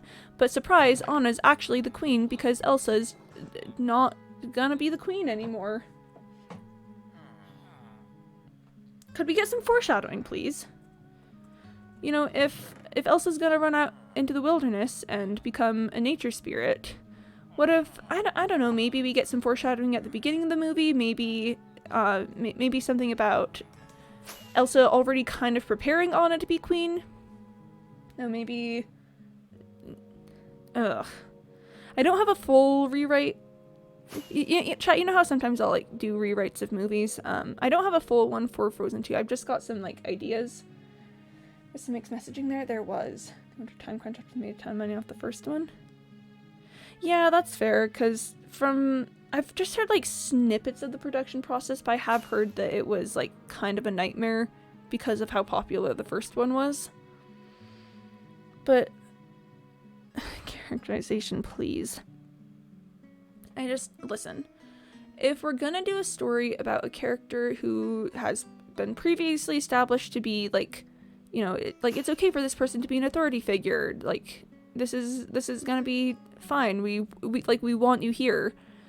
Maybe give us a little bit of foreshadowing at the beginning that, maybe, like, Elsa's already, like, moving some, like, royal duties to Anna, and Anna's like, sure, I'll help you this, but, like, you know, you're still queen, and Elsa's like, sure, ha ha ha. And it's like, maybe we give her a moment where, you know, in the Into the Unknown song, maybe we let her have a moment of emotion, like, hey, like, I know how much was, like, sacrificed for me to be here, but I still just don't feel right about it. Like, I know that I'm welcome here, like, that's okay, but there's just something about being here that it just doesn't work for me. And again, I still don't love how that, undermines the message of the first movie, but just a little bit of foreshadowing of it helped out, because what we got from like Into the Unknown in the beginning was that Elsa wants to stay with her sister. She wants to stay with Arendelle and be the queen and stuff. But she's being called away by this unknown source that is making her feel like scared and uncomfortable, but then they followed anyway, and so maybe ground the entire like beginning of the movie like a bit more politically with like the whole like, hey Anna, what if you started being the person to deal with some of these things? What if you started to do this stuff? Like, even if she doesn't know what she's doing, that's a lot of COD. Even if she doesn't know what she's doing, just like preparing Anna for becoming queen or something. Putting a lot of work into that. I did like Kristoff's character arc, but I don't love the way that it wasn't resolved. Because I think it's okay to have questions about your place in someone's life as they're going through things and having like changing life experiences. Because if we're gonna be honest, Anna wasn't in a good space for their relationship at that moment. She was dealing with a lot of family drama, she was dealing with a lot of like royal obligation sort of things. So it makes perfect sense that Kristoff would be struggling there. What I don't love about the way they handled it was that Kristoff had all those feelings, had all of those thoughts about like, who am I in Anna's life right now? Like, I'm lost in the woods. Like, what does this all mean for me? But then in the end, Anna was just like, oh, I'm sorry, I've been like not paying attention to you. And he's like, oh, it's fine. It's not though. It's not fine. He was feeling like hurt and upset and had a whole song about how hurt and upset it was making him that all this was happening. It's not okay that Anna just left him like that. I don't think it means that the relationship is toxic or that they need to break up at all or anything. But the fact of the matter is they're not okay. You feel what you feel and those feelings are real, Sven? Yeah. It's just them not letting Kristoff have resolution for his emotions was... I was just a bit appalled when I saw it in the theater when it was the culmination of Kristoff's arc there, of him, being worried about his relationship with Anna and trying to figure out his next step forward, and then just having the end of that be like, hey, I'm sorry I'm sorry I left you behind. Oh, it's fine. And then we never talk about it ever again. Hello? Also, let Olaf and Anna and Kristoff be mad about people running off from them? Yeah. Olaf and Anna about Elsa, Kristoff and Anna? Yeah. Let people be upset about being left behind, especially when you're supposed to be, like, working through together as a team. Like, that just...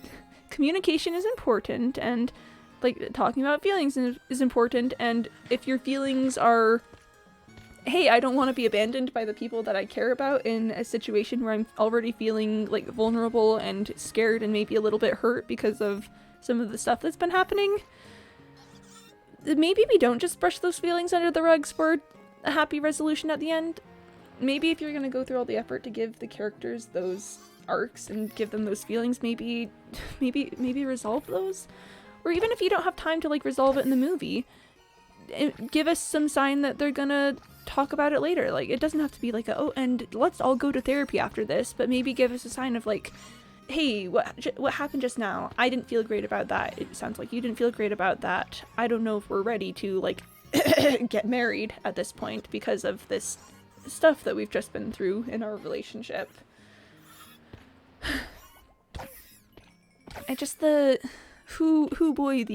unhealthy communication and the just a lot of stuff about it actually just made me very uncomfy with the ending of the film.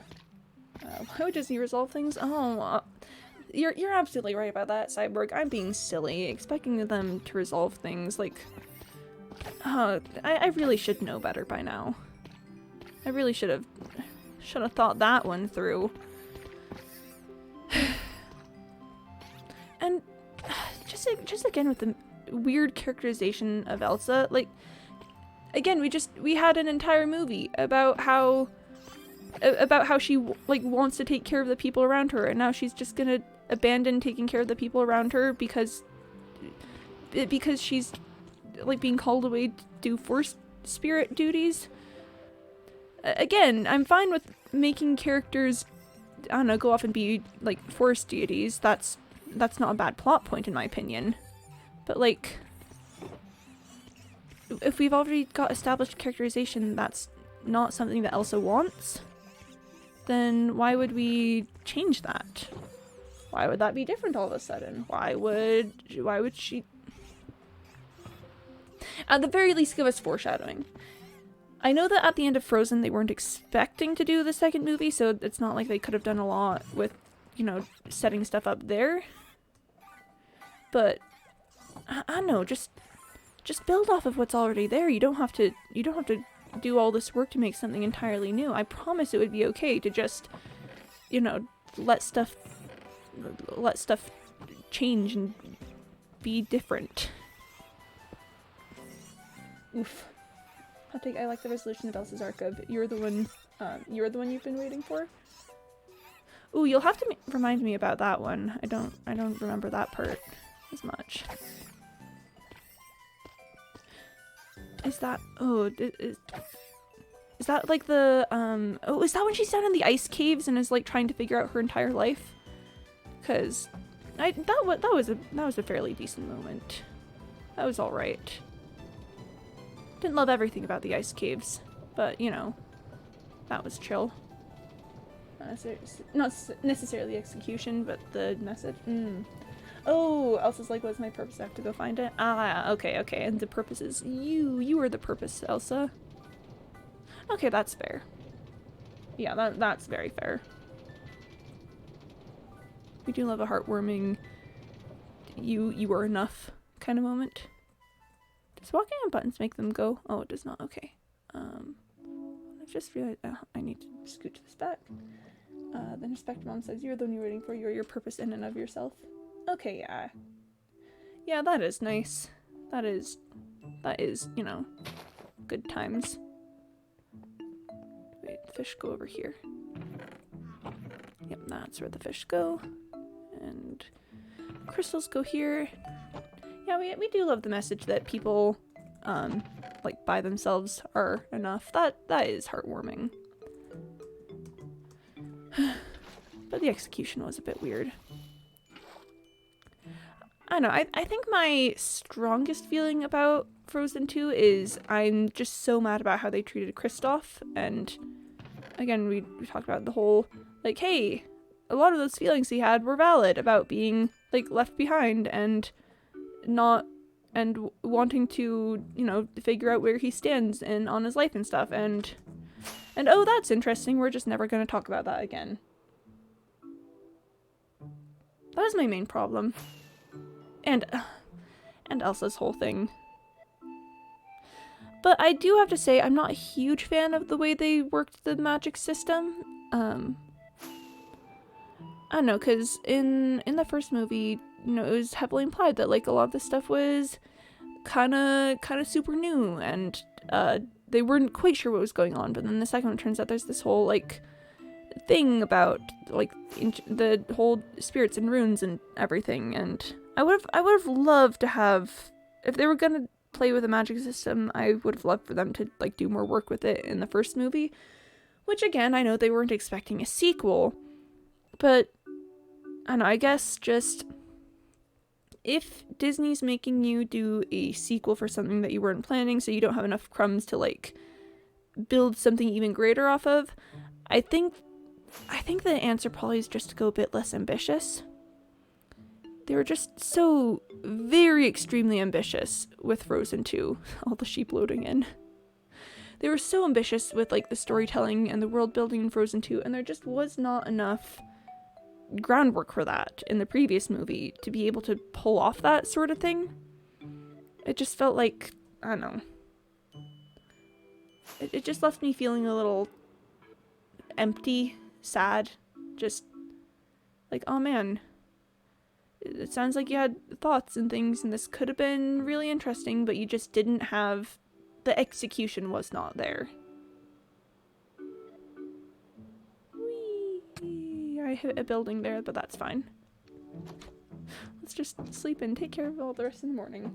To be fair, if a multi-billion-dollar corporation said, hey, pretend budget is no object, go nuts, it'd be really tempting to go big and ambitious. I know, but I know it would have been really, really tempting to go big and ambitious, but like, they just didn't have the groundwork for that, so then it just ends up feeling like worse. It just ends up being not...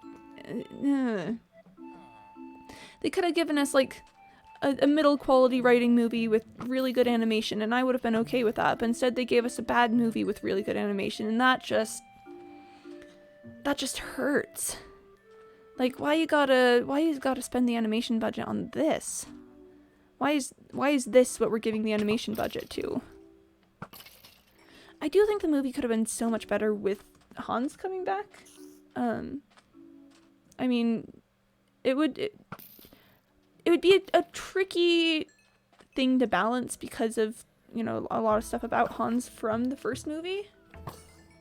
But I don't know, I think him coming back could have had a really, really good, I don't know, story impact on the stuff.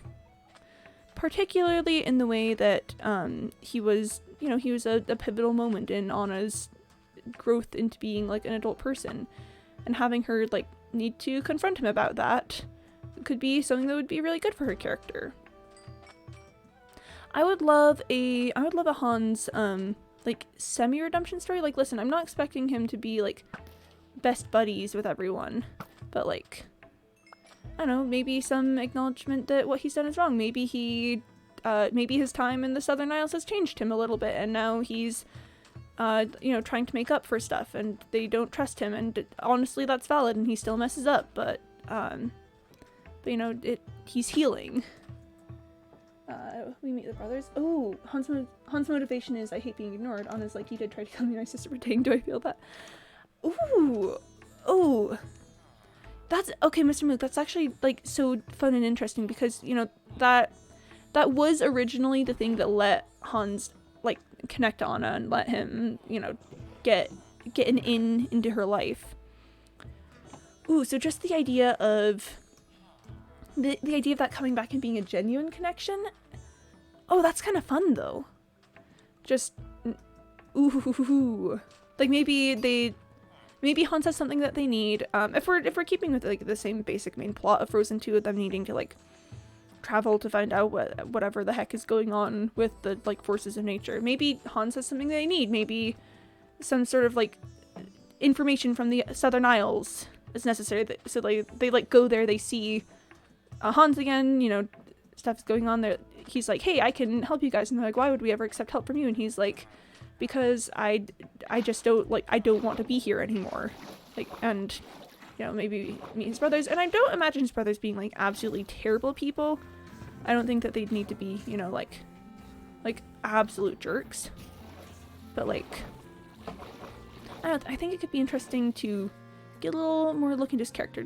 I mean, the stuff he did was wrong. Let's just say that right aloud. We're not trying to make it look like whatever Hans was doing in the first movie was good, but, you know, just exploring his motivations a little more, giving him an opportunity to not be that way.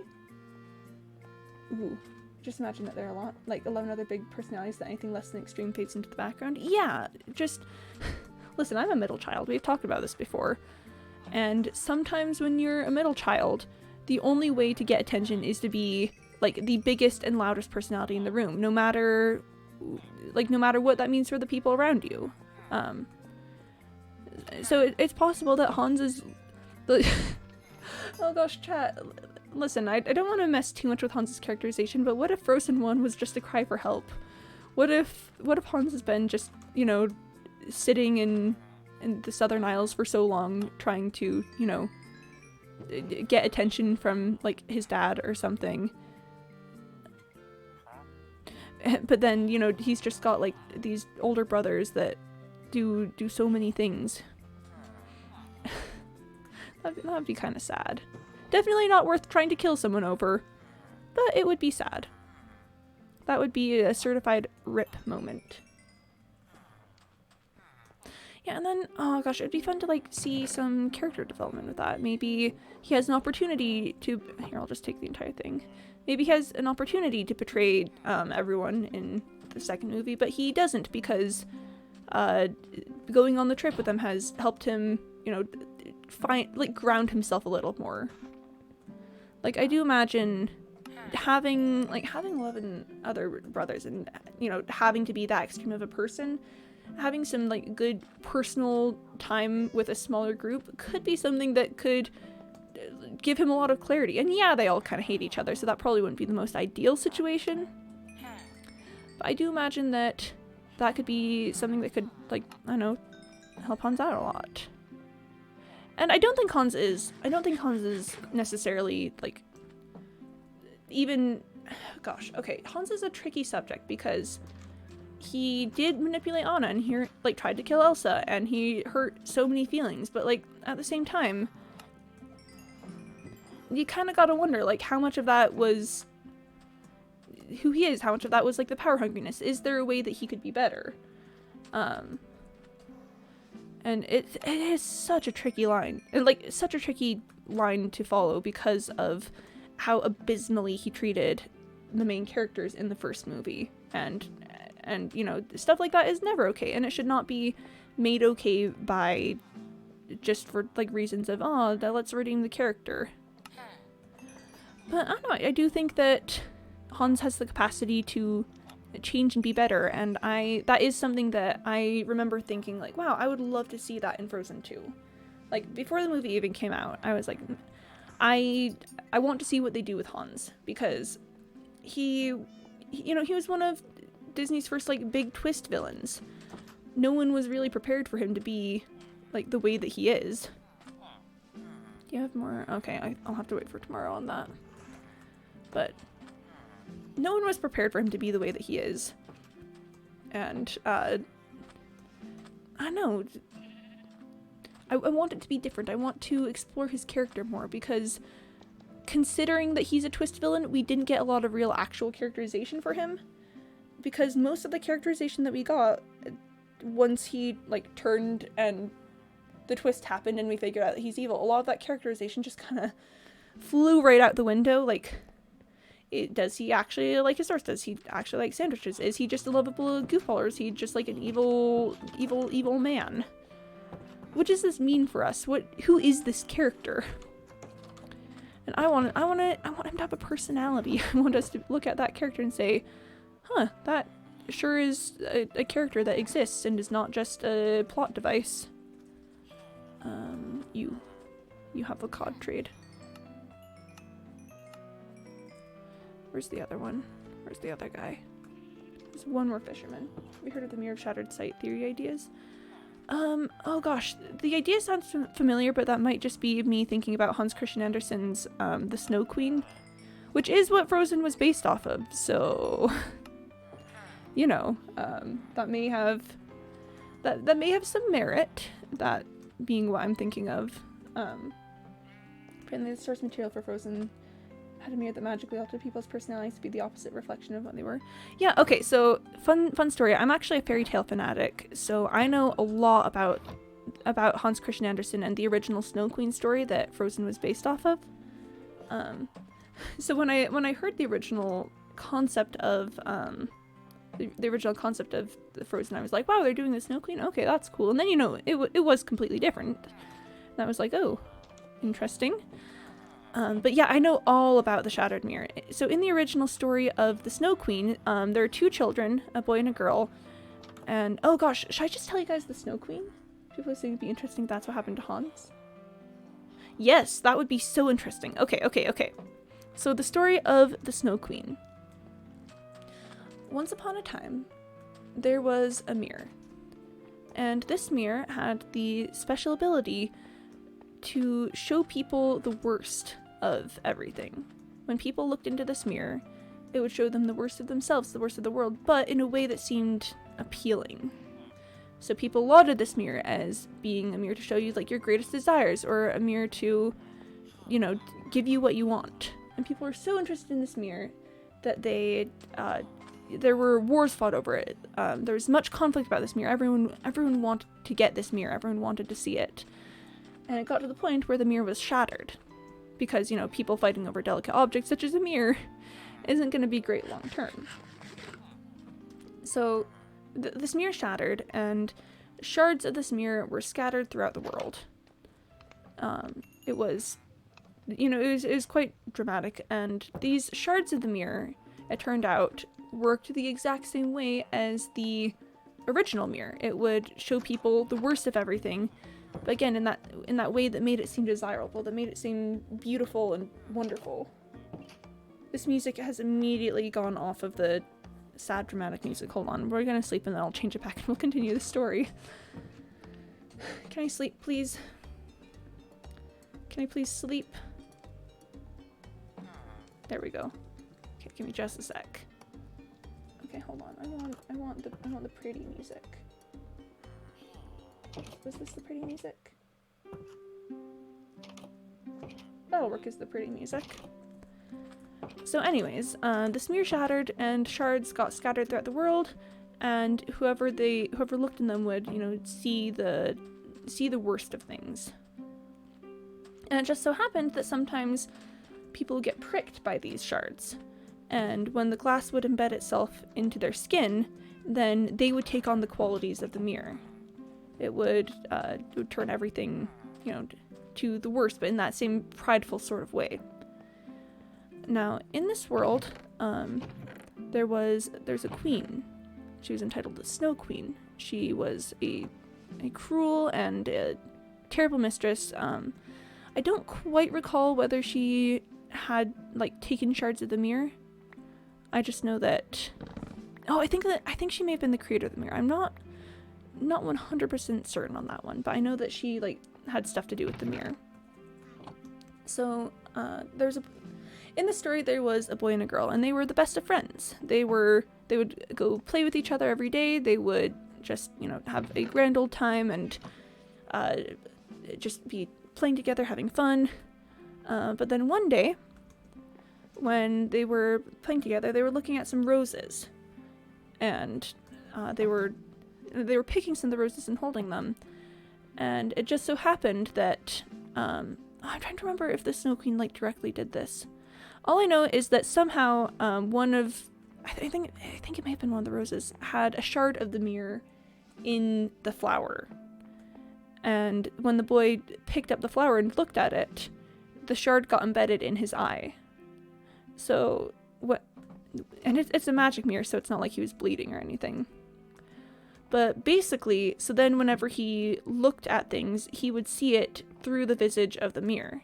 It was like looking in the mirror constantly, but just the entire world was bathed through this image. So suddenly, the flowers that they were looking at were suddenly dull and abhorrent to him, and his friendship with the girl just seemed useless and pointless, and he immediately started making fun of her and being well, these flowers are stupid, and stamping them on the ground. And the girl was like, what the heck is going on?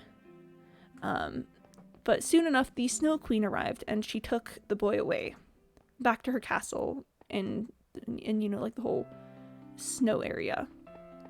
So the girl immediately set off to try to rescue her friend. And the story of the Snow Queen, it's pretty long. It's got 7 chapters, and each chapter has a different, the first chapter deals with the mirror. I think the second chapter is when the boy gets the shard in his eye. And most of the rest of the chapters deal with trials that the girl goes through to get to the north and to find the boy. So she sets off on this trial. She has to pretend to be a deer at one point. She gets kidnapped by thieves and then gets saved because the thieves' selfish daughter decides that she wants her as a friend, but then the thieves' daughter gives her the ability to travel north, and she has to end up talking to the wind and stuff. So the girl goes through all these journeys, all these trials, and then she makes it to the north, where the Snow Queen has kept the boy in it basically just extended limbo. It's the queen wants him to be just this way forever and just stay with her always. And it's been a hot second since I've read the Snow Queen. But I'm pretty sure the girl manages to like convince the boy that he has this shard in his eye and that, you know, like something's wrong here. The way you're seeing this world, like this isn't right. This isn't how it actually is. So they like manage to get the shard out. I think it might have the classic fairy tale sort of magical crying thing happen. I think. Ooh, it's possible that. Okay, chat, don't quote me on this because it has been a hot second since I read the full entire story. But I think it's possible that like the boy is like talking with the girl and is like, no, I don't want to like be friends with you anymore. I don't want to go back and do things. But then just like she starts crying, then somehow that like gets a burst of nostalgia in him, and then he starts crying, and then that gets the tear out. Sorry, not the tear, the shard of the mirror out. But anyways, so then once the shard of the mirror is out, the Snow Queen has no more power over them, and they're able to make their way back home and are able to live happily. I think on the way back they do end up like meeting all the people that the girl has met along her trip, and they like help her get along by. But anyways, the Snow Queen is quite a different story from Frozen. Hans Christian Andersen was pretty dark. Yeah, Hans Christian Andersen, like I'm kind of upset in how a lot of his fairy tales have been, you know, just utterly Disney-fied. I've still got the emeralds in hand. I should have put those away while we were up on the surface. I got distracted by the telling of the Snow Queen. But anyways, I do think it would be interesting if that was something that ended up happening in Frozen. Like in Frozen was that Hans had somehow like gotten a shard of the mirror in his eye or something. Which would be hard to do because they didn't include the mirror in the movie. But like, listen, it just does not make sense for like Hans to suddenly be a twist villain that way. Like, if you think about it, if he really wanted Elsa dead, why did he stop her from being shot in the Ice Palace? I don't know. It just feels like honestly the movie would just make more sense if he had been like turned evil by a shard of an evil magic mirror or something, you know? Imagine the opening of Frozen 2 being Hans seeing on and taking care of Arendelle and suddenly getting captured seeing a shard of the mirror. Ooh, oh my gosh, if Frozen 2 had been like an exploration. Okay, so that it would be difficult to pull off properly, but it would be so cool to see a story about like just decontextualize everything. Yeah. Oh my gosh. Yeah, or recontextualize everything. Yeah, that's probably a better word. But just having Frozen 2 be like the story of the mirror and be like, oh, by the way, that's why stuff happened in the first movie is because, surprise, there's this whole magic mirror business that we didn't know about at first. And that would have been a fun way to like bring it back to the original fairy tale and stuff. Oh, that could have been so fun. That could have been so fun. It would make Hans' character make so much more sense. Like, I know that people were theorizing for a while that maybe, like, the trolls had something to do with, Hans's whole personality shift thing. But listen, I've got my own problems with the trolls, but, like, I don't think that they're evil and are gonna be, you know, enchanting people to try to, for their own gain, you know, just the way they're presented, it doesn't seem like that's what they're up to. But having, like, the magic mirror, maybe... Ooh, in an ice environment, chat, in a blizzard, you have to admit it would be pretty easy for a shard of something like a mirror to get into someone's eye, you know? Just consider that for a second. It would have been so cool if in Frozen 2 they had discovered about, like, the whole, like, evil mirror thing, and like, maybe Hans was a good guy who just wanted to, like, take good care of the kingdom and stuff. But then he, like, gets this shard of the magic mirror in his eye. Maybe there's some, like, other malicious entity that they don't know about who's been trying to, like, sabotage things.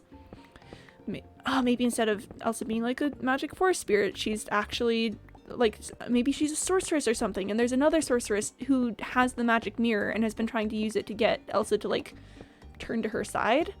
That could be interesting. That could be really exciting. Ooh. I mean, the whole movie concept does fall into, like, it does fall into, like, retconning and stuff, but I'm gonna be honest, I wouldn't mind if it was something as clever as, like, bringing in the magic mirror. Because, oh boy, if you've ever read like the original Snow Queen story by Hans Christian Andersen, the way it's presented, like, let's see if I can like look up the first chapter and give you the way it opens, because just the emotions that come from the very first chapter of the Snow Queen, Hans Christian Andersen. I just want chapter 1. Just give me chapter 1. No, come on, please, I just want to read chapter 1, please. Ooh, story the first, which describes the looking glass and the broken fragments. You must attend to the commencement of this story, for when we get to the end, we shall know more than we do now about a very wicked hobgoblin. He was one of the very worst, for he was a real demon. One day, when he was in merry mood, he made a looking glass, which had the power of making everything good or beautiful that was reflected in it almost shrink to nothing, while everything that was worthless and bad looked increased in size and worse than ever. The most lovely landscapes appeared like boiled spinach, and the people became hideous and looked as if they had stood on their heads and had no bodies. Their countenances were so distorted that no one could recognize them, and even one freckle on the face appeared to spread over the whole of the nose and mouth. Okay, I'll just finish the first bit, because I'm just feeling the emotions again. The demon said this was very amusing. When a good or pious thought passed through the thought of anyone, it was misrepresented in the glass, and then how the demon laughed at his cunning invention. All who went to the demon's school, for he kept a school, talked everywhere of the wonders they had seen, and declared that people could now, for the first time, see what the world and mankind were really like. They carried the glass about everywhere, till at last there was not a land nor a people who had not been looked at through this distorted mirror. They wanted even to fly with it up to the heavens to see the angels, but the higher they flew, the more slippery the glass became, and they could scarcely hold it, till at last it slipped from their hands, fell to the earth, and was broken into millions of pieces. But now the looking glass caused more unhappiness than ever, for some of the fragments were not so large as a grain of sand, and they flew about the world into every country. When one of these tiny atoms flew into a person's eye, it stuck there unknown to him, and from that moment he saw everything through distorted medium, or could see only the worst side of what he looked at, for even the smallest fragment retained the same power which had belonged to the whole mirror. Some few persons even got a fragment of the looking glass in their hearts, and this was very terrible, for their hearts became cold like a lump of ice. A few of the pieces were so large that they could be used as window pieces. It would have been a sad thing to look at our friends through them. Other pieces were made into spectacles. This was dreadful for those who wore them, for they could see nothing either rightly or justly. At all this, the wicked demon laughed till his sides shook. It tickled him to see the mischief he had done. There were still a number of these little fragments of glass floating about in the air, and now you shall hear about what happened with one of them. So that's the beginning to the Snow Queen. And gosh, just the way that Hans Christian Andersen, it's like such plain language. He's not doing like intense descriptions or anything, but just the way that I don't know, just thinking about it is like, ooh, that's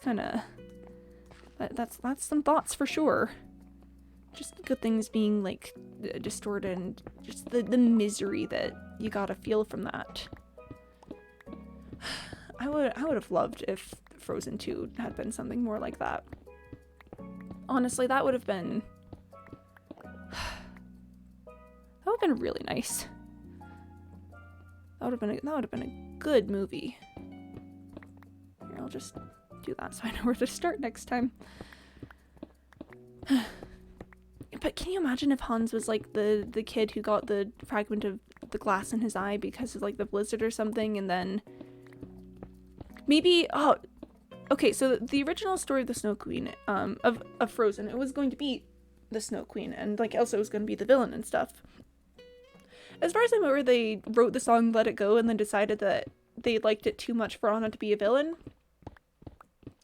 So then she was good. But wouldn't it be cool if there was a different Snow Queen? If we thought Elsa was going to be the Snow Queen the entire time, but it turns out that she's actually just the person with like ice powers, and there's another Snow Queen who's been like trying to get Elsa to come to her side, and then all the stuff with the original Frozen happens, and the sorceress is like, ah ha ha ha, yes, good, and then Hans is gonna be good lad TM and is preventing people from killing Elsa and giving her hope that things might be okay. And so that Snow Queen is like, yes, I will put a fragment of the mirror in his eye so that he will suddenly be evil. So, you know, that causes everything to go down in the rest of Frozen, the way that it happened. But then, like, in Frozen 2, we learn more about it. We learn more about, like, this mysterious, like, sorceress character, like, the actual real Snow Queen, and everything she wants to, like, do to the world and stuff. And surprise, it turns out Hans is actually, like, a good guy. He just, he got the fragment of glass in his eye. Because you could, I mean, it's arguable that would take away some of the, like, emotional impact of his twist in the first movie. But I didn't love the twist anyways, because it ruined his characterization. It didn't make sense. Nothing, like, his plan didn't make sense. He wasn't doing a good job with it anyway. So it just makes more sense for him to have been randomly turned evil by a Snow Queen or something. And then, listen, I don't love conflict purely based off of, and then we'll, like, make this character's relationship the conflict and love triangle and stuff. So I don't think that Hans would necessarily need to be like, then, oh, Anna, it's okay now that, like, I'm not evil anymore, we can get married. I don't think we'd have to run down that route at all. In fact, I'd prefer that we not do that. I could just see him being like, oh, I'm glad that you're happy with Kristoff. I'll just be, like, a good character now. I love when a character just is like, yep, I guess I'll just suck it up and be a good character. I know, because really, the whole thing from Frozen of him being, like, evil doesn't make sense. Because why did he stop people from killing Elsa? It sounds like he wants to be a tyrannical ruler, but then he seemed to be pretty invested in making sure that the citizens of Arendelle were surviving the whole cold snap and stuff. Evidence 1, the smile. Yeah, the little horse smile, he's a sweet boy. He's smiling at a horse. No one who smiles at a horse can be evil. So also why? Yeah, literally why? Cared about Arendelle and made sure that the people were okay. Was expressly like, hey, I am, like, Princess Anna has asked me to be in charge of this place. He wasn't like, yes, I'm in charge. He was like, I'm operating under Princess Anna. You know, clearly respecting her, like, influence and, like, power in that situation. And we're just gonna pull a whole ton of dirt out right now. For if you want to stage a coup, who'd either go for Elsa or want her dead after marrying Anna. Yeah? I just... the smile is just... his sweet little smile at the horse. It's just too powerful. That's too powerful of evidence. Clearly, the smile at the horsey, it just proves to us that he's just gotta be a sweet boy. He's gotta be a good lad. You know? Just a nice little man. But seriously though, just...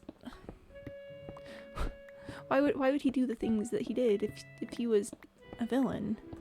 Why would he give the horse the smile if he was a villain? I do think that the smile is probably, you know, definitive evidence that something more is up with Hans.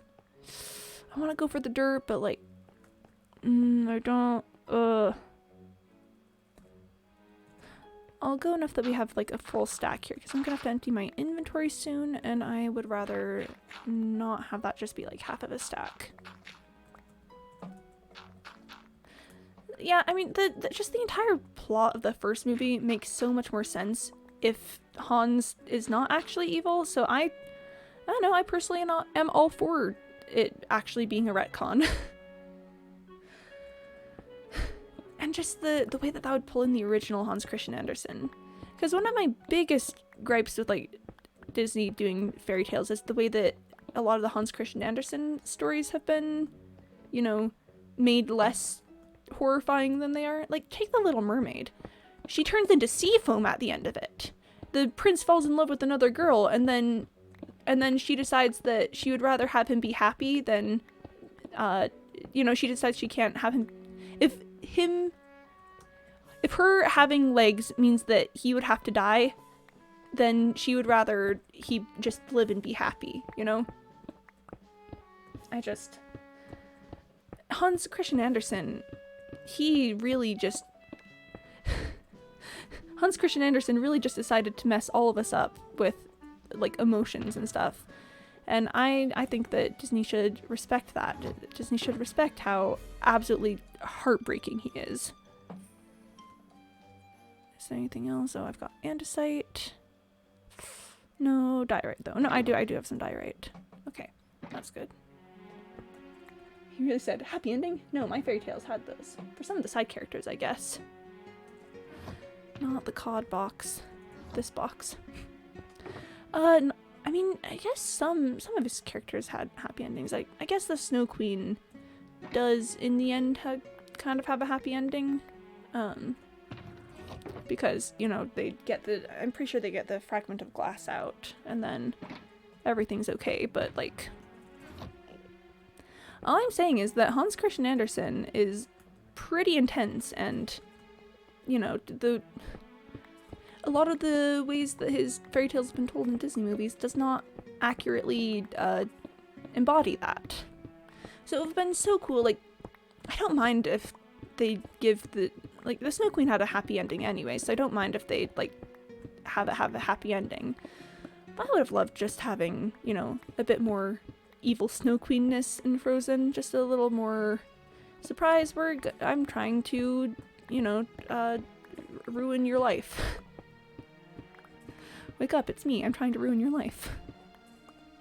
But just having Hans be like enchanted by the Snow Queen would A, make it so much more accurate to the original fairy tale, and B, give it so much potential for, like, I don't know, cough cough, a sequel.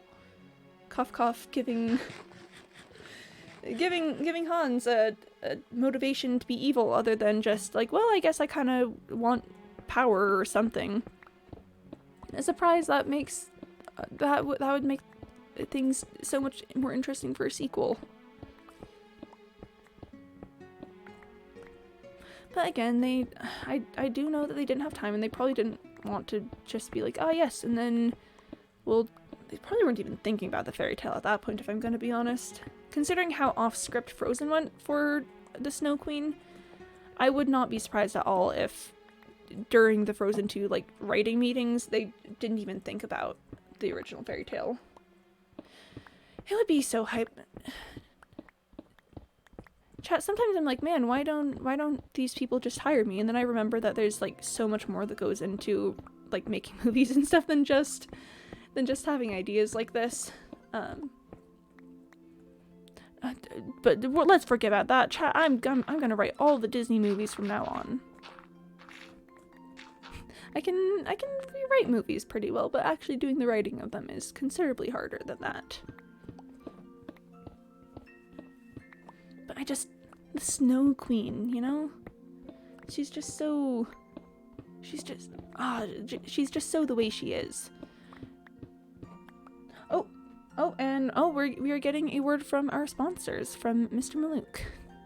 Alright, so basically, praise the algorithm, yeah. We're gonna run a quick ad break, use this time to stand up, stretch, drink some water, don't actually watch the ad, just put it off and ignore it. We'll be back in about a minute and a half. Please like me, algorithm. Please, Twitch algorithm, just... I'm doing my best. Please appreciate me.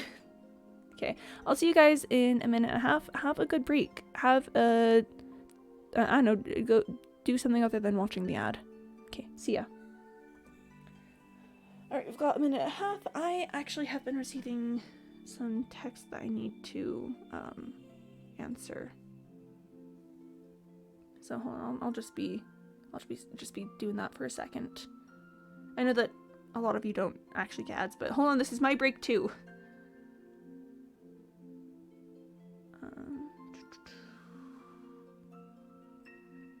Texting my boss because my boss was texting me.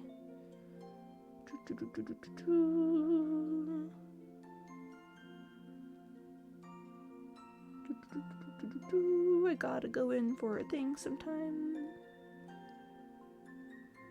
Alright. The boss has been texted. I know we were all worried. I know we were all really concerned about about me texting my boss, but do not fear. The boss has been texted. Alright, drink some water.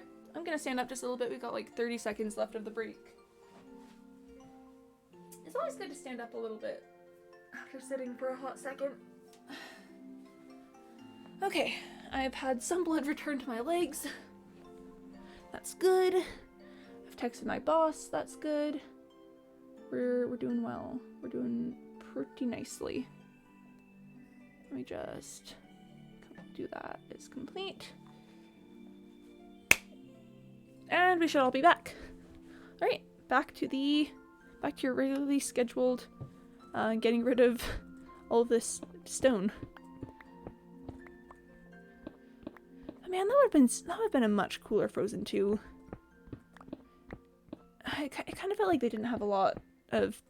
I kind of felt like they didn't have a lot of stuff they were working off of in Frozen 2. It just kind of feels like they had a general idea, like, well, what if we did a story about this, and then didn't flesh it out much more than that. I don't know, the entire thing just felt a bit rushed, a bit empty, a bit. So what's the purpose of this? Why are we here? What we doing? What's the whole thing?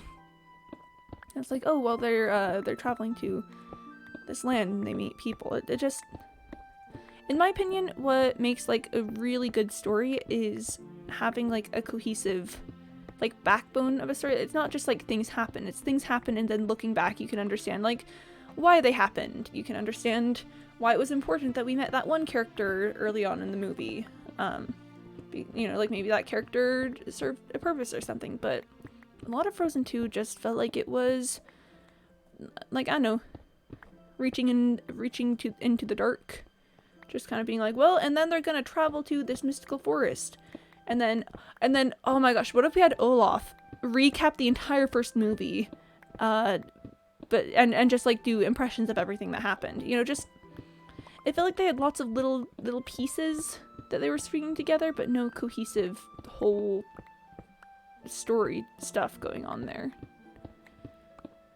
I mean, that's fine, that's chill, there's nothing necessarily wrong with that, but just for the budget that the movie had and for all the hype that was put into it, I think they could have done better. And then the question remains, like, how were the songs created before the story was? How much were the songs created after the story? How much time did they have for the songs if they were done after the story? Like, how did the story need to be rushed so that the songs could be completed? And there's just a lot of factors in that. They just should have been given more time. I think a lot of the stuff we're talking about, a lot of the like plot inconsistencies and the I don't know, the lack of depth to the storyline just probably could have been solved if the writers had been given more time to work with. You know, there's always a balance between like, will giving them more time actually yield results, or will giving them more time just result in the same sort of project but it took more time? And I don't know, I've never worked on a creative team like that, and I've never worked with the people who made it, so I cannot quite for certain say. But all I do know is that it would have been so much better if they'd gone with the like Snow Queen storyline. That just would have elevated the entire thing. That would have made the whole shebang so much better. So I don't want to say that I wrote a better Frozen 2 than the writers, but we definitely wrote a better Frozen 2 than the writers, just here. Being entirely sarcastic. Hold on, just like weirdly on the subject of that. Chat, are you guys okay if I do like conflated ego sort of statements and then not immediately refute them? Because that's a big part of my humor, but then I immediately feel bad for saying that, like, oh yeah, I did this like way better than people. They should have just hired me or something. I feel bad immediately after doing that, but that's like a good portion of my humor. So just maybe I'll just make a blanket statement now. Generally, when I make those sorts of comments, That is entirely humorous. I didn't write Frozen 2. And yes, we've come up with a better concept for Frozen 2, but that doesn't mean that's like a better movie, because even a good concept can go bad in execution. I'm not going to say we wrote better Frozen 2 than the writers, but we rewrote better Frozen 2 than the writers. I mean, yeah. Yeah. I also just have, I just have a lot of love for the source material for like the original Snow Queen story that, I don't know, it just makes me happy to give it a little bit of justice in our rewritten storyline. Just getting a little bit more of that, like, sheer one, like, I don't know, vibe that the Snow Queen had. Because the whole point of the Snow Queen was that, you know, it was like, oh no, people can be bad and sad and scary. I feel like exposure to your voice and inflections make it pretty clear when you're being sarcastic and hyperbolic. That's good, that's good. I hope that... I would hope that I'm being, you know, visibly sarcastic about that kind of thing. But I don't know, just the original Snow Queen. Man, I did a project in school one time about fairy tales. Mostly they're fairy tales and how a lot of them like connect to a lot of like German stuff. A lot of fairy tales that are told like in the States at least originate in Germany and have like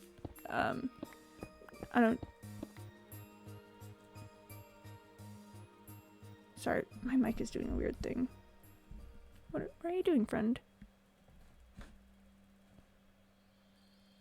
Anyways, but yeah, just and what I like studied the Hans Christian Andersen story tales a ton, fairy tales, a lot during that time period, and I just was absolutely blown away by like all of them and the things that they did and said and the way that they did it. Brothers Grimm, let's go! Yeah, Brothers Grimm. Gosh, the Brothers Grimm story tales. Why do I keep saying story tales? Fairy tales, stories, whatever. The Brother Grimm fairy tales also tend to be a lot more intense than we usually portray them these days. I've told you guys about Hans the Hedgehog, right? The fairy tale about a hedgehog who then goes and like marries a princess and stuff. Well, I'm pretty sure I was supposed to start there. It's so funny because he's like born as a hedgehog and his parents are like, oh my gosh, he's a hedgehog, this is terrible. And he's like, well, if you give me like a rooster to ride and like some pigs or something, I will go off into the forest and become like a rooster riding shepherd pig person. And his parents are like, okay, we'll do that. And then he rides a rooster and goes off and is like a rooster riding shepherd person. It's so wild. Hans the Hedgehog is such a time. Such an absolute adventure. It's just like, well, I guess I'll just go off into the universe and like ride this rooster and, you know, that's what I do. He was born as a hedgehog. Like his parents were expecting like a normal human child. Then surprise, your child's actually a hedgehog. And they were like, what? Our child is a hedgehog. But then he was like, yep, just like put a saddle and a bridle on a rooster and I will take it as my mount and then I'll like go off into the universe and be successful. And they were like, that sounds great to us. As your parents, we think that sounds like a marvelous idea. And that's what he did. And he ends up meeting like a bunch of kings that get lost in his forest for some reason. And he's like, all right, I will help you out of this forest, but you have to promise me that, like, you'll let me marry your daughter. And the kings who are, you know, very, very desperate to get out of the forest are like, yep, you can marry my daughter for sure. Hans just is living his dreams, yep. So the first king's like, yeah, you can marry my daughter, sure, that's fine. But then, like, he tells his daughter, like, you're gonna marry a hedgehog. And she's like, what? I'm going to what? Basically all of our reaction. I'm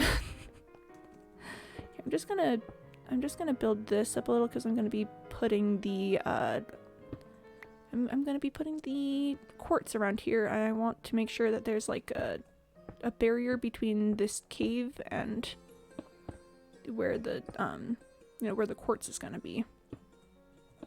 So then he's like, yeah, you're gonna marry this hedgehog. I had said that you would in return for things. But he's like, but don't worry, I'm not actually going to like make you marry the hedgehog, because as soon as like all the wedding vows and stuff are done, I'm going to kill the hedgehog guy. Like, you're gonna ride off, and then my soldiers will follow, and then they'll kill the hedgehog, and then you won't have to marry the hedgehog. And she's like, oh well, that sounds great.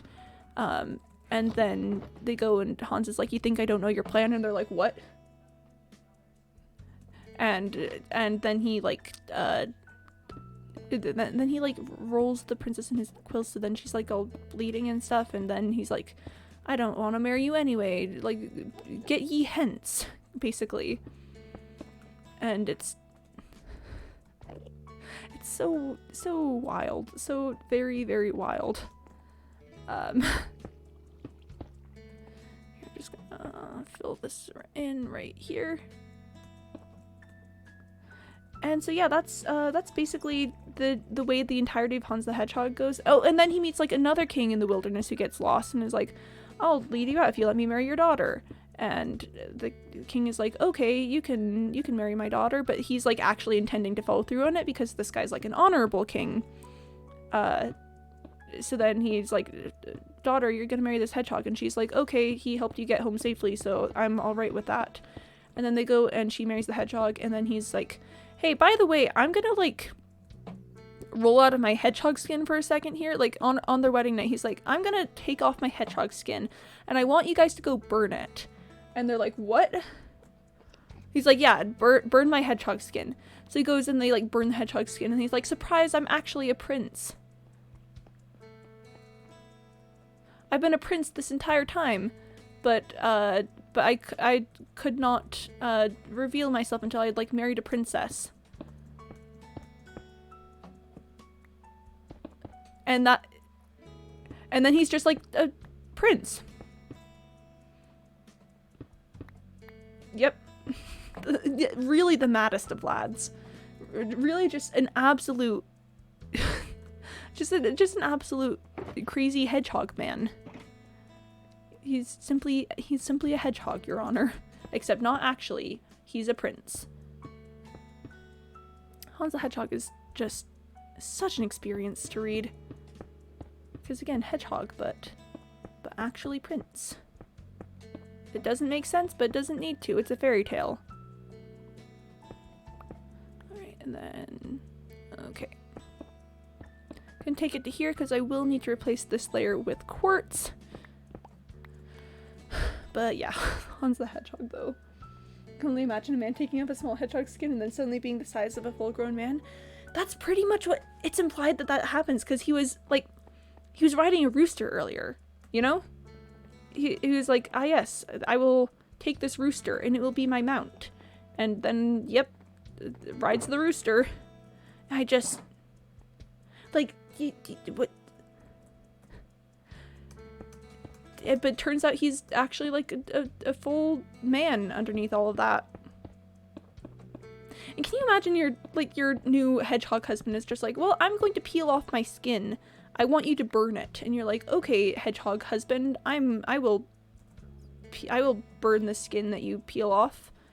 Like, marrying a hedgehog is one thing. Marrying a hedgehog and then him immediately asking you to burn the skin he's going to crawl out of, that feels kind of like a whole different experience, you know? And that's why appearances, you shouldn't judge. Helping strangers marry their children. There's a lesson in there somewhere, I'm sure. I'm sure it means something if you look at it the right way. Probably. I needed to keep some diorite out so that I could scooch myself to the top of this. Hold on. So I could scooch myself to the top of this area. The Brothers Grimm, though. You know, sometimes you get, like, I don't know, Cinderella, Snow White, etc., kind of stuff. And then sometimes you get Hans the Hedgehog, a literal hedgehog, but is actually a man. He's just special. He's just quirky that way. You know, you thought he was a hedgehog, but he's actually a prince because fairy tales. That's how fairy tales work. Here's the reason. Maybe the real trolls are the people who pretended to be hedgehogs until they married a willing princess along the... Pretty much. That's pretty much kind of how it feels. I need to turn a bunch of this quartz that I just got into chiseled quartz, because... Yeah, because I'm gonna... Okay, so my plan for the ceiling over this over here is I'm gonna do the ceiling way down where we were just excavating, and then I'm just gonna like move down. Like I'm going to cover that the entire rooms of that area with the quartz, and then once we're done with that, I'll mine out the area of the floor there, which will open up the next section, which will, I'll fill with quartz, and then we'll mine out the next section, etc., etc., etc. So we're gonna be going top down here because it's just simpler to do it that way. For the moment, though, I'm gonna go sleep because I don't want my iron golems to be doing too much work. So let's just scooch right on by. Doing good work, officer. They really do good work here. Doing good work, Random Witherskull. Doing good work out there.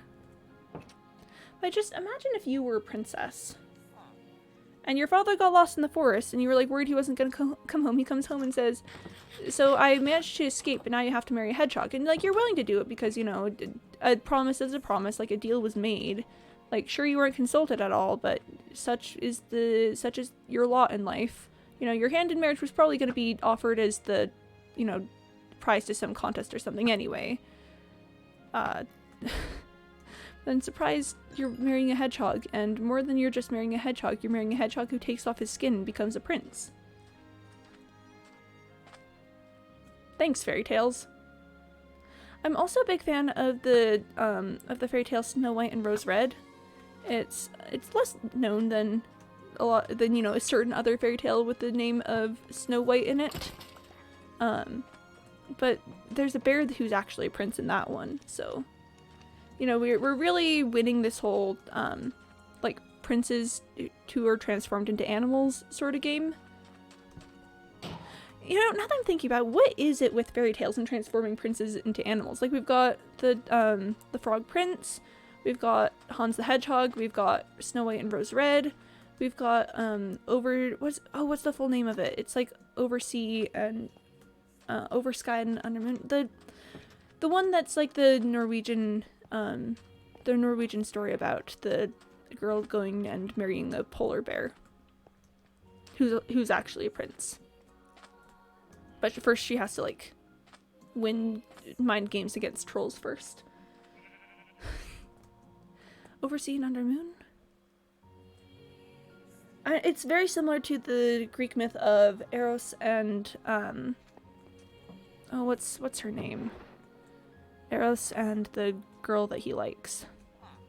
Which I feel bad that's why I'm remembering her name by.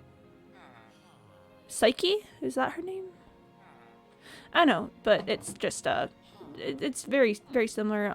It's got, like, Beauty and the Beast elements in it as well. A lot of fairy tales and stories across lots of areas have very similar elements, although different execution. But yeah, there's a Norwegian fairy tale about a girl who marries a polar bear, and then is like, oh heck, I've married a polar bear, and then it turns out he's really nice, and she's like, well, I guess it's not too bad marrying a polar bear. But then like, there's a guy who gets into her bed every night, but she can't see him because there's no light sources anywhere. And her sisters are like, you should investigate that when she goes to visit them. And she's like, no, because I've been told I can't, like, bring any lights in with me. And they're like, you should investigate that.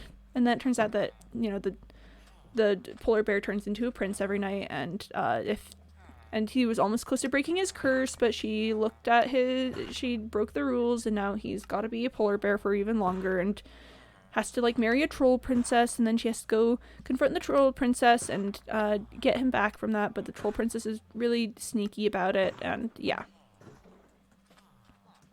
I know a lot of fairy tales. I know a good amount of fairy tales. I I literally, when I was doing my research for that class project I told you about, I would literally just sit there for like hours a day reading fairy tales. Man, what an absolute mad lad most, I don't know, fairy tale writers are. Okay. At any rate, ceiling time! Time to put in a ceiling here. Here, what if I... Oh, I don't want to take this too quickly or else we'll start losing blocks. What if we just go row by row? I'll like mine out a row and then we'll go back through and get killed by gravel.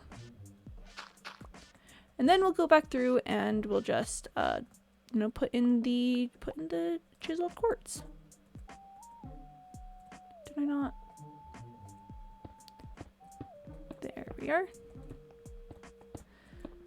I do think it's interesting, like, how many fairy tales there are that are super similar across, like, so many places. Like, the whole similarities with, like, the whole, like, Eros and... I do think her name is Psyche. I do think it's Eros and Psyche. But, like, they have a similar fairy tale, like, fairy tale elements. Beauty and the Beast has a lot of similar elements to all of them. It feels like there's some stories that, like, humans tell, I guess. And then we just know those stories. I'm definitely gonna need more quartz than what I've got right here. Like, definitely, for sure. Oh, I should probably grab some sea lanterns. Because I gotta put sea lanterns in this area. And my usual scheme for sea lanterns is probably not going to work super well here because I usually do like 1 and then 1, 2, 1. So that's like 8, like 4 blocks to do like a full circle of it, like a cycle. This room is 34 by 34, which is not easily divisible by, I guess technically 3 maybe, but if we, let's see, if we start here, and do 1, 1, 2, 1, 1, 2, 1, 1, 2, 1, 1, 2, 1, 1, 2, 1, 1, 2, 1, 1, 2, 1, 1, 2, 1, 1, 2, 1, 1, 2, 1, 1, 2. Yeah, so it's gonna be off, but I might just not care about that. This room is gonna be 20 blocks tall anyway, so I mean, it's not like it's not gonna be messed up anyway. Normally I would go for that iron, but we've just been doing so much today. If I want iron, I can get it from my flower farm. We're just covering that right up. Let me just... This space will leave open because it's gonna get replaced by quartz, but until then, nah. But anyways, the story of Psyche and Eros is absolutely beautiful. If you're not one for Greek myths and have never heard it before, first of all, fun fact, Aphrodite is not the goddess of love. That's her son Eros, and Eros is a sweet boy. He falls in love with a mortal. She's the most beautiful mortal, like, in the world, to the point where Aphrodite is getting jealous of her, and she's like, all right, Eros, my son, go make this woman fall in love with, like, I don't know, someone else. And he's like, okay, mother, I will go make this mortal fall in love with someone else. So he goes and is gonna, like, make her fall in love with someone else. But then he ends up, like, pricking himself with the arrow that he was gonna use on her. So now he's in love with her. And so then he, like, is very much in love with her and asks, and is like, hey, Mom, what if I, like, married this mortal? And she's like, what if you what? But he's like, no, I like really want to marry her. I like her a lot. So he, like, yoinks her away basically and is like, so surprise, you can, like, live with me now. And she's like, oh, okay. But, you know, because he's a god, you know, she can't know that she's married to a god. So she never sees his face. Like, at nighttime it's always, like, super dark. She can't, like, see him. Oh, come on. Well, I'll be patching that up, I guess. Well, So it's super dark, she can't see anything, but, you know, she's, like, pretty happy there. Like, she likes him, he likes her, they're really cute. But then she asks to go home to visit her family, which I think is a very reasonable request, personally. Like, there's nothing wrong with that, except for the fact that her sisters are, like, super suspicious of everything that's happening, and is like, oh my gosh, you're probably married to, like, a demon or something. You're probably married to, like, a monster, and that's why you can never see him, because he's a monster and he doesn't want you to know. She's like, he's not a monster. They're like, he's definitely a monster. And so they're like, we'll, like, just get a candle or something, and when it's nighttime, just, like, look at his face. And they just get in her head, and so she ends up, like, agreeing. She takes the candle, you know, goes back and is like, hey, hello, husband of mine. And he's like, hello, and, you know, they love each other. But then, that's very reasonable. Yeah. So many things about this story are reasonable, but, like, the Greeks. Anyways. Where were we in the story? Oh, so she, like, gets the candle, and she looks at him, and it's like, oh my gosh, my husband's a god. But because now she's, like, seen his face, then, you know, like, she's broken the rules. It's suddenly, like, all bad and stuff. It's like, oh my gosh, hold on, I wanna change the music. She's seen his face, and it's like, oh no, this is so bad that you've seen my face. We can't be married anymore. And she's like, oh no. But so then she, like, goes and talks to Aphrodite and is like, hey, I love Eros. I know I broke the rules, but I just really love him. Is there any way that I can, like, redeem myself, I guess? And Aphrodite is like, because, you know, Aphrodite's super jealous of her and everything. That Aphrodite. But anyways, so she sends Psyche on, like, all of these super impossible quests, and is like, there's no way that this mortal is gonna, like, be able to do all this and then, like, get back to my son. It includes things, I think, like putting, like, Beauty in a box or something. Just lots of, like, really impossible tasks. But then Psyche does it. She's a clever little mortal, and she figures out how to do all the things and how to use clever wordplay to get around all the things. And so successfully makes her way back to Eros, and then they are just, like, happy and they're in love, and it's very cute. My husband, when you're jealous of your daughter-in-law. Yeah, that's how Aphrodite is. That's really the way she rolls, actually. Okay, I gotta think of an arrangement to put these sea lanterns in, because this room is 34 by 34.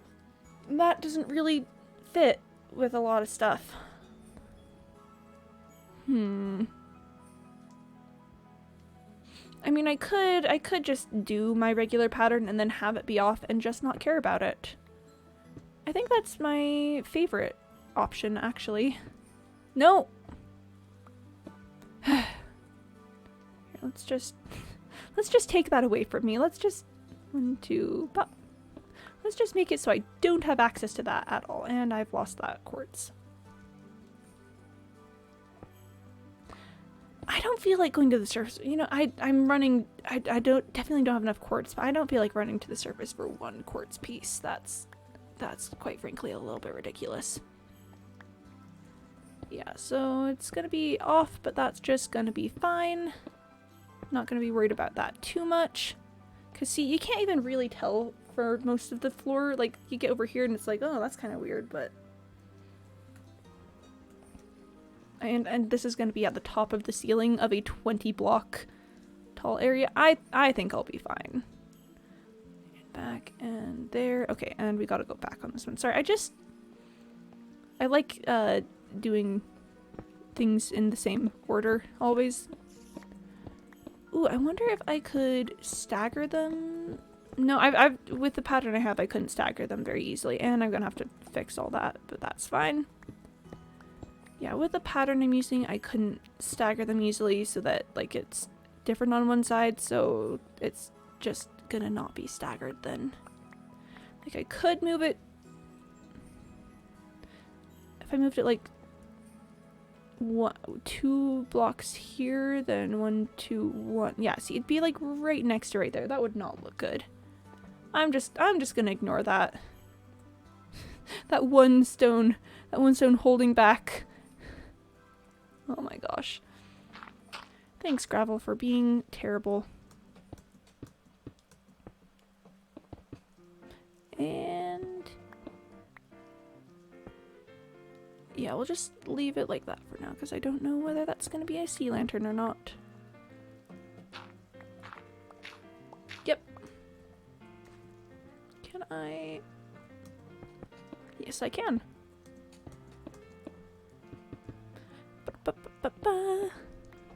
But see, there's a lot of similarities, like in the myth of Eros and Psyche, that's very similar to the one we talked about earlier with which one was it? The Snow Queen. We were talking about the Snow Queen earlier, and just I don't know, the whole concept of doing like tasks and stuff, and you know, things like that is very, very, very familiar in things like in Eros and Psyche. So there's just similar sorts of stories that happen for lots of things. To be fair, stuff like the Snow Queen was written a lot later than Eros and Psyche, so it's possible that, you know, it could have. I did not do this right. I'm supposed to go 2 over. That would have been a good thing to remember before I did it wrong.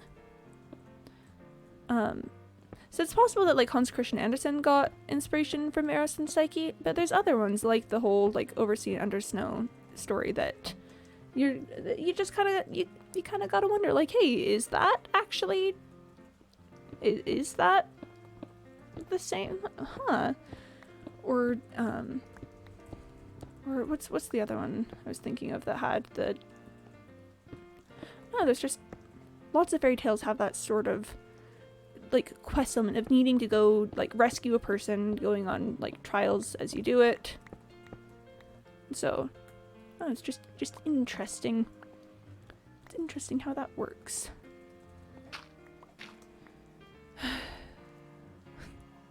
Well, here we go again. And yep, gonna need to block up for this one. Pew pew pew pew pew pew pew pew pew pew pew pew pew. Shrek.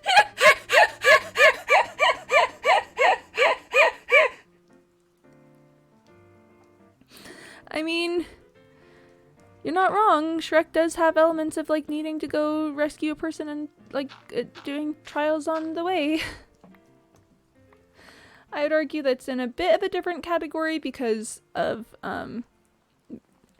just the way that you know, the most of the trials and stuff happen after the princess is rescued. But I can't really argue that Shrek does follow a lot of those same elements. And the whole, like, transformation thing. Yeah, that's unsettlingly kind of similar. That's got a lot of elements. I don't know how much I like that. I don't know how much I like how not wrong you are about that one. Yeah, let's just anyway, look at this funky little ceiling that we're building with quartz and sea lanterns to provide light. That's kind of wild. Oh, more gravel. Moving on from Shrek sharing a lot of elements with lots of classical fairy tales and myths kind of stuff.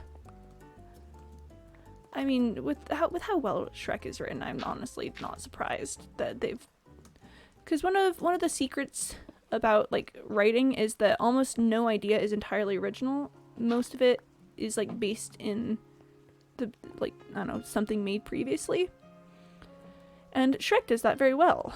Shrek, it's definitely, you know, hold on, I just want to see how far I can take this. Shrek is definitely based in a lot of like older stories and stuff, but it manages to tell the story in a way that is unique and exciting and is interesting, and it feels like it's got a backbone, I think, is the most important thing. a lot of stories, like how we were talking about, you know, Frozen 2 earlier, it doesn't feel like the story's got a backbone. It just feels like they have an idea of like, hey, what if we did this thing? What if we, like, I don't know, had this plot element? And then it goes like, oh yeah, let's do this thing, have that plot element. And then it just feels a bit messy. Shrek does not feel messy. Shrek has lots of like little pieces to it, but all of it feels like it funnels towards one like entire story piece. And so basically, yes, Shrek is an absolute masterpiece. I think it helps it doesn't take itself too seriously. Yeah, that definitely helps. It's definitely well aware of its place in movies and film as a whole. It's not trying to be something that it's not. It's not trying to be some like grand and epic, entirely serious movie. It's well aware that it's got like it's not like, I don't know, Butch Cassidy and the Sundance Kid or anything. It's not like I'm trying to think of like some good like classic movies that have like important meanings to them. This is the one I need to do the lanterns on. My mind is failing me trying to think about movies. Let's see, what are good serious movies? Why are the only ones that are coming to mind like Marilyn Monroe movies? Like, listen, I love Marilyn Monroe. I mean, she was in serious movies.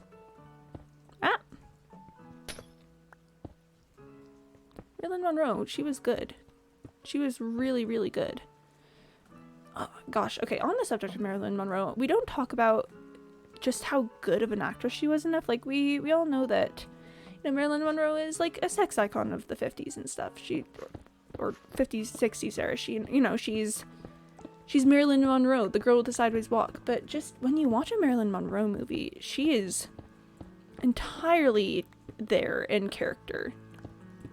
Like, she's a legitimately good actress, and I think that's something that gets lost about her a lot. But anyways, Shrek does a good job. Shrek does what I wish that Frozen 2 could have done. I just wanted Frozen 2 to be good.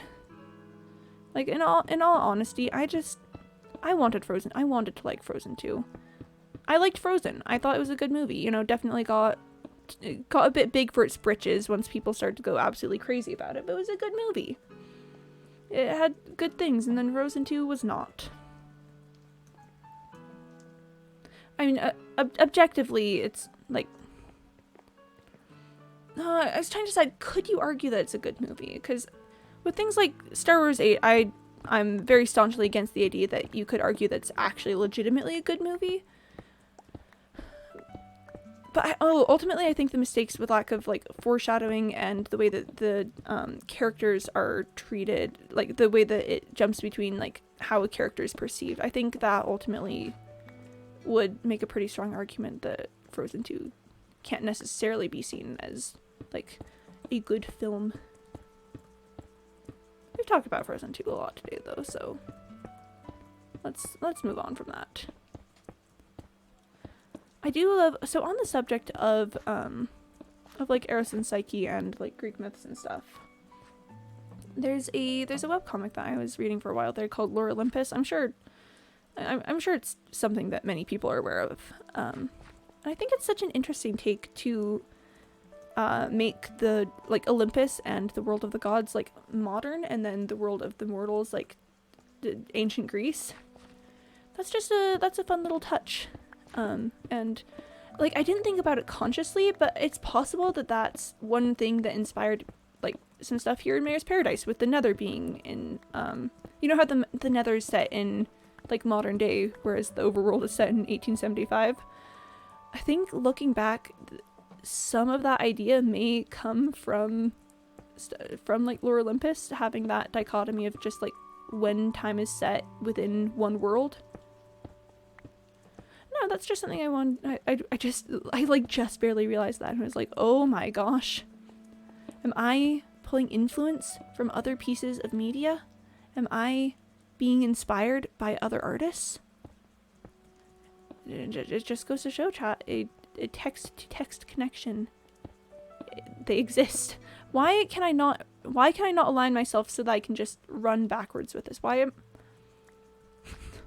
I was trying to do, like, philosophical thought there, but then I was also being very frustrated about my lack of ability to place the lanterns the way that I wanted them. Place the blocks the way I wanted them to be placed.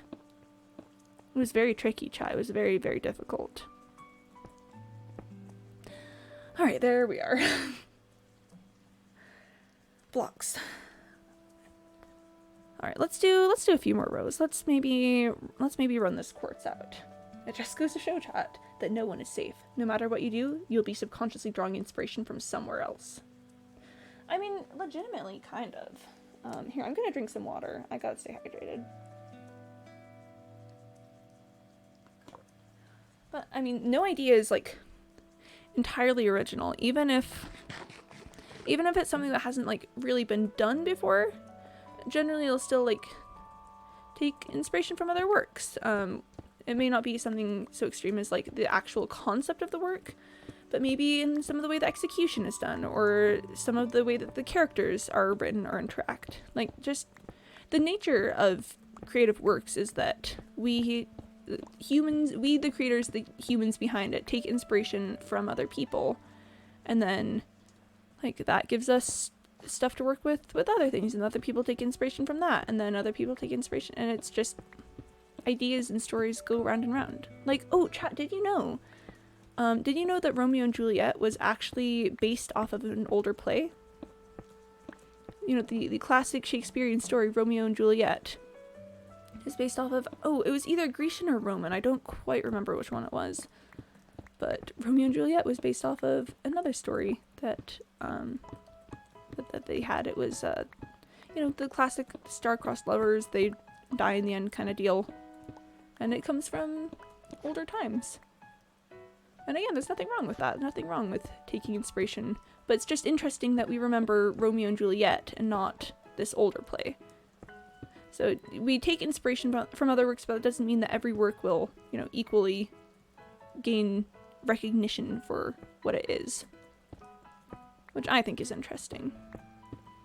It's like, everyone's always like, oh, Romeo and Juliet, not whoever these, like, Greek people. It's like, the fact that I can't even remember their names just goes to show, like, how much we don't talk about this other work.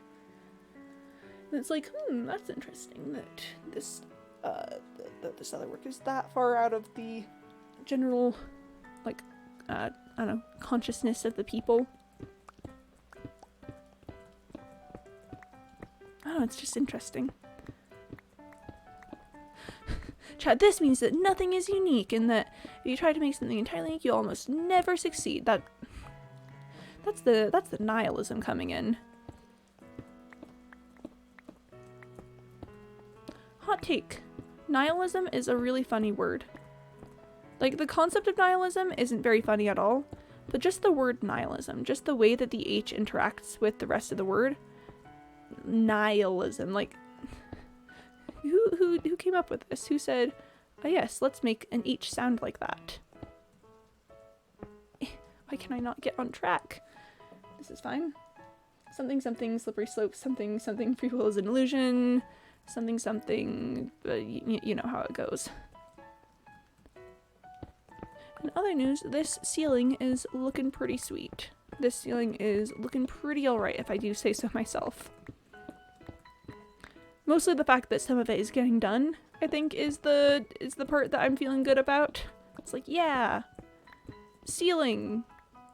I definitely don't have enough quartz to finish this row. We're gonna get most of the way down, and then there's gonna be 6 extra blocks, and then I will suffer.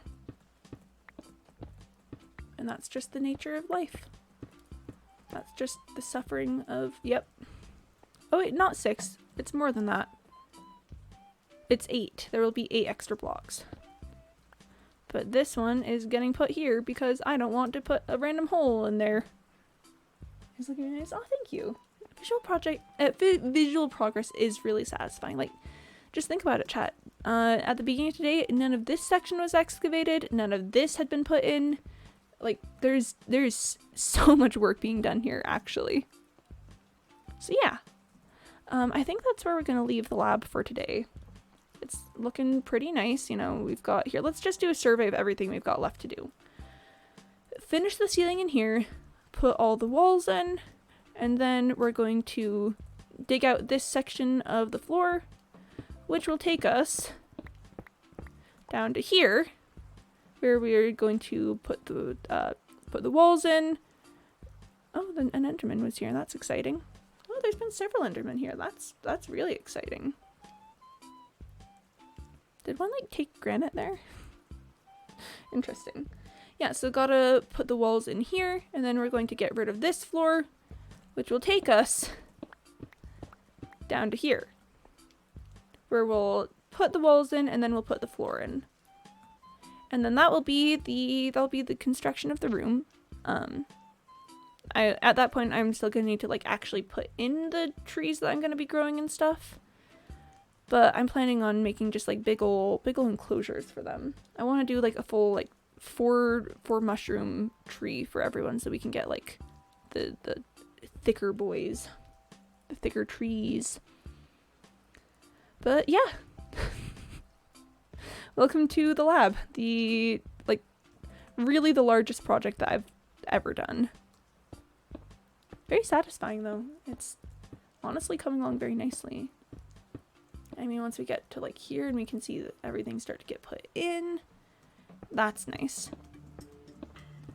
Maybe someday I will figure out what the heck this whole turning into a zombie thing is about. Maybe someday I will cure myself of this disease. You never know. Would this be? Oh my gosh, I have a silk touch axe. I didn't even think about that. I didn't even think about how I could have just been using the axe on the flowers the entire time. Well, with that final big brain moment, let's head to the surface and go for an F5 farewell. I've got so many things in my inventory. I'll toss some of it away. I believe secretly I fear. Oh no, do not fear. No fear is needed at this point. We'll just get all the resources and do all the things. I'm gonna need so much quartz. And I think I might just go sometime when I'm not live and just sit in here for a while and just trade emeralds a ton to get some quartz.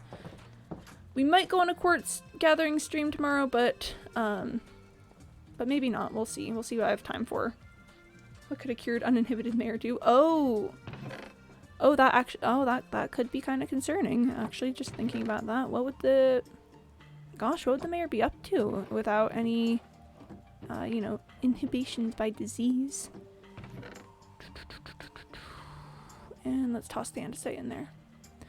Theoretically, I should have enough inventory space for my armor now. By the way, before as I start doing the little exit chat here, if you have someone that you want me to raid, then I'd be so down to do that. I'd be willing to raid people. Otherwise, I'll send you all to the otters. Otters are very good. Otters are very cute. But if there's someone that's live that you think would appreciate some people coming on over, then that would be chill. But anyway, thanks all for coming today. It's been an absolutely lovely time. Had some good conversations about movies. Got some real intense work done on the lab, which I'm so proud of that. It's coming along so nicely. Now that the main section is excavated, it's just a matter of filling everything in, and then getting everything set up, and I can start researching why I'm turning into a zombie. So yeah, that's great. Yep. Yeah, I'll be back tomorrow. I stream usually Monday through Saturday, starting at 1 p.m. Eastern time. Tomorrow's a Thursday, which I'm considering jumping back into the hardcore world, but we'll probably just be back here. Yeah, I hope you all have a lovely day. Thanks for coming on by. You've all been great. You've all been nice. Ooh, just a quick heads up. Sorry, that's why I was stalling for a second because I was trying to remember something. I'm gonna be gone on Saturday. I've got something I gotta do IRL, so I won't be here Saturday, but I will be here tomorrow and Friday, so hope to see you then. I will just go ahead and send you all off to the otters because, always love some good time with otters. But yeah, I hope you guys have a lovely rest of your day. Thanks for coming. Bye guys. See you next time. Okay, farewell.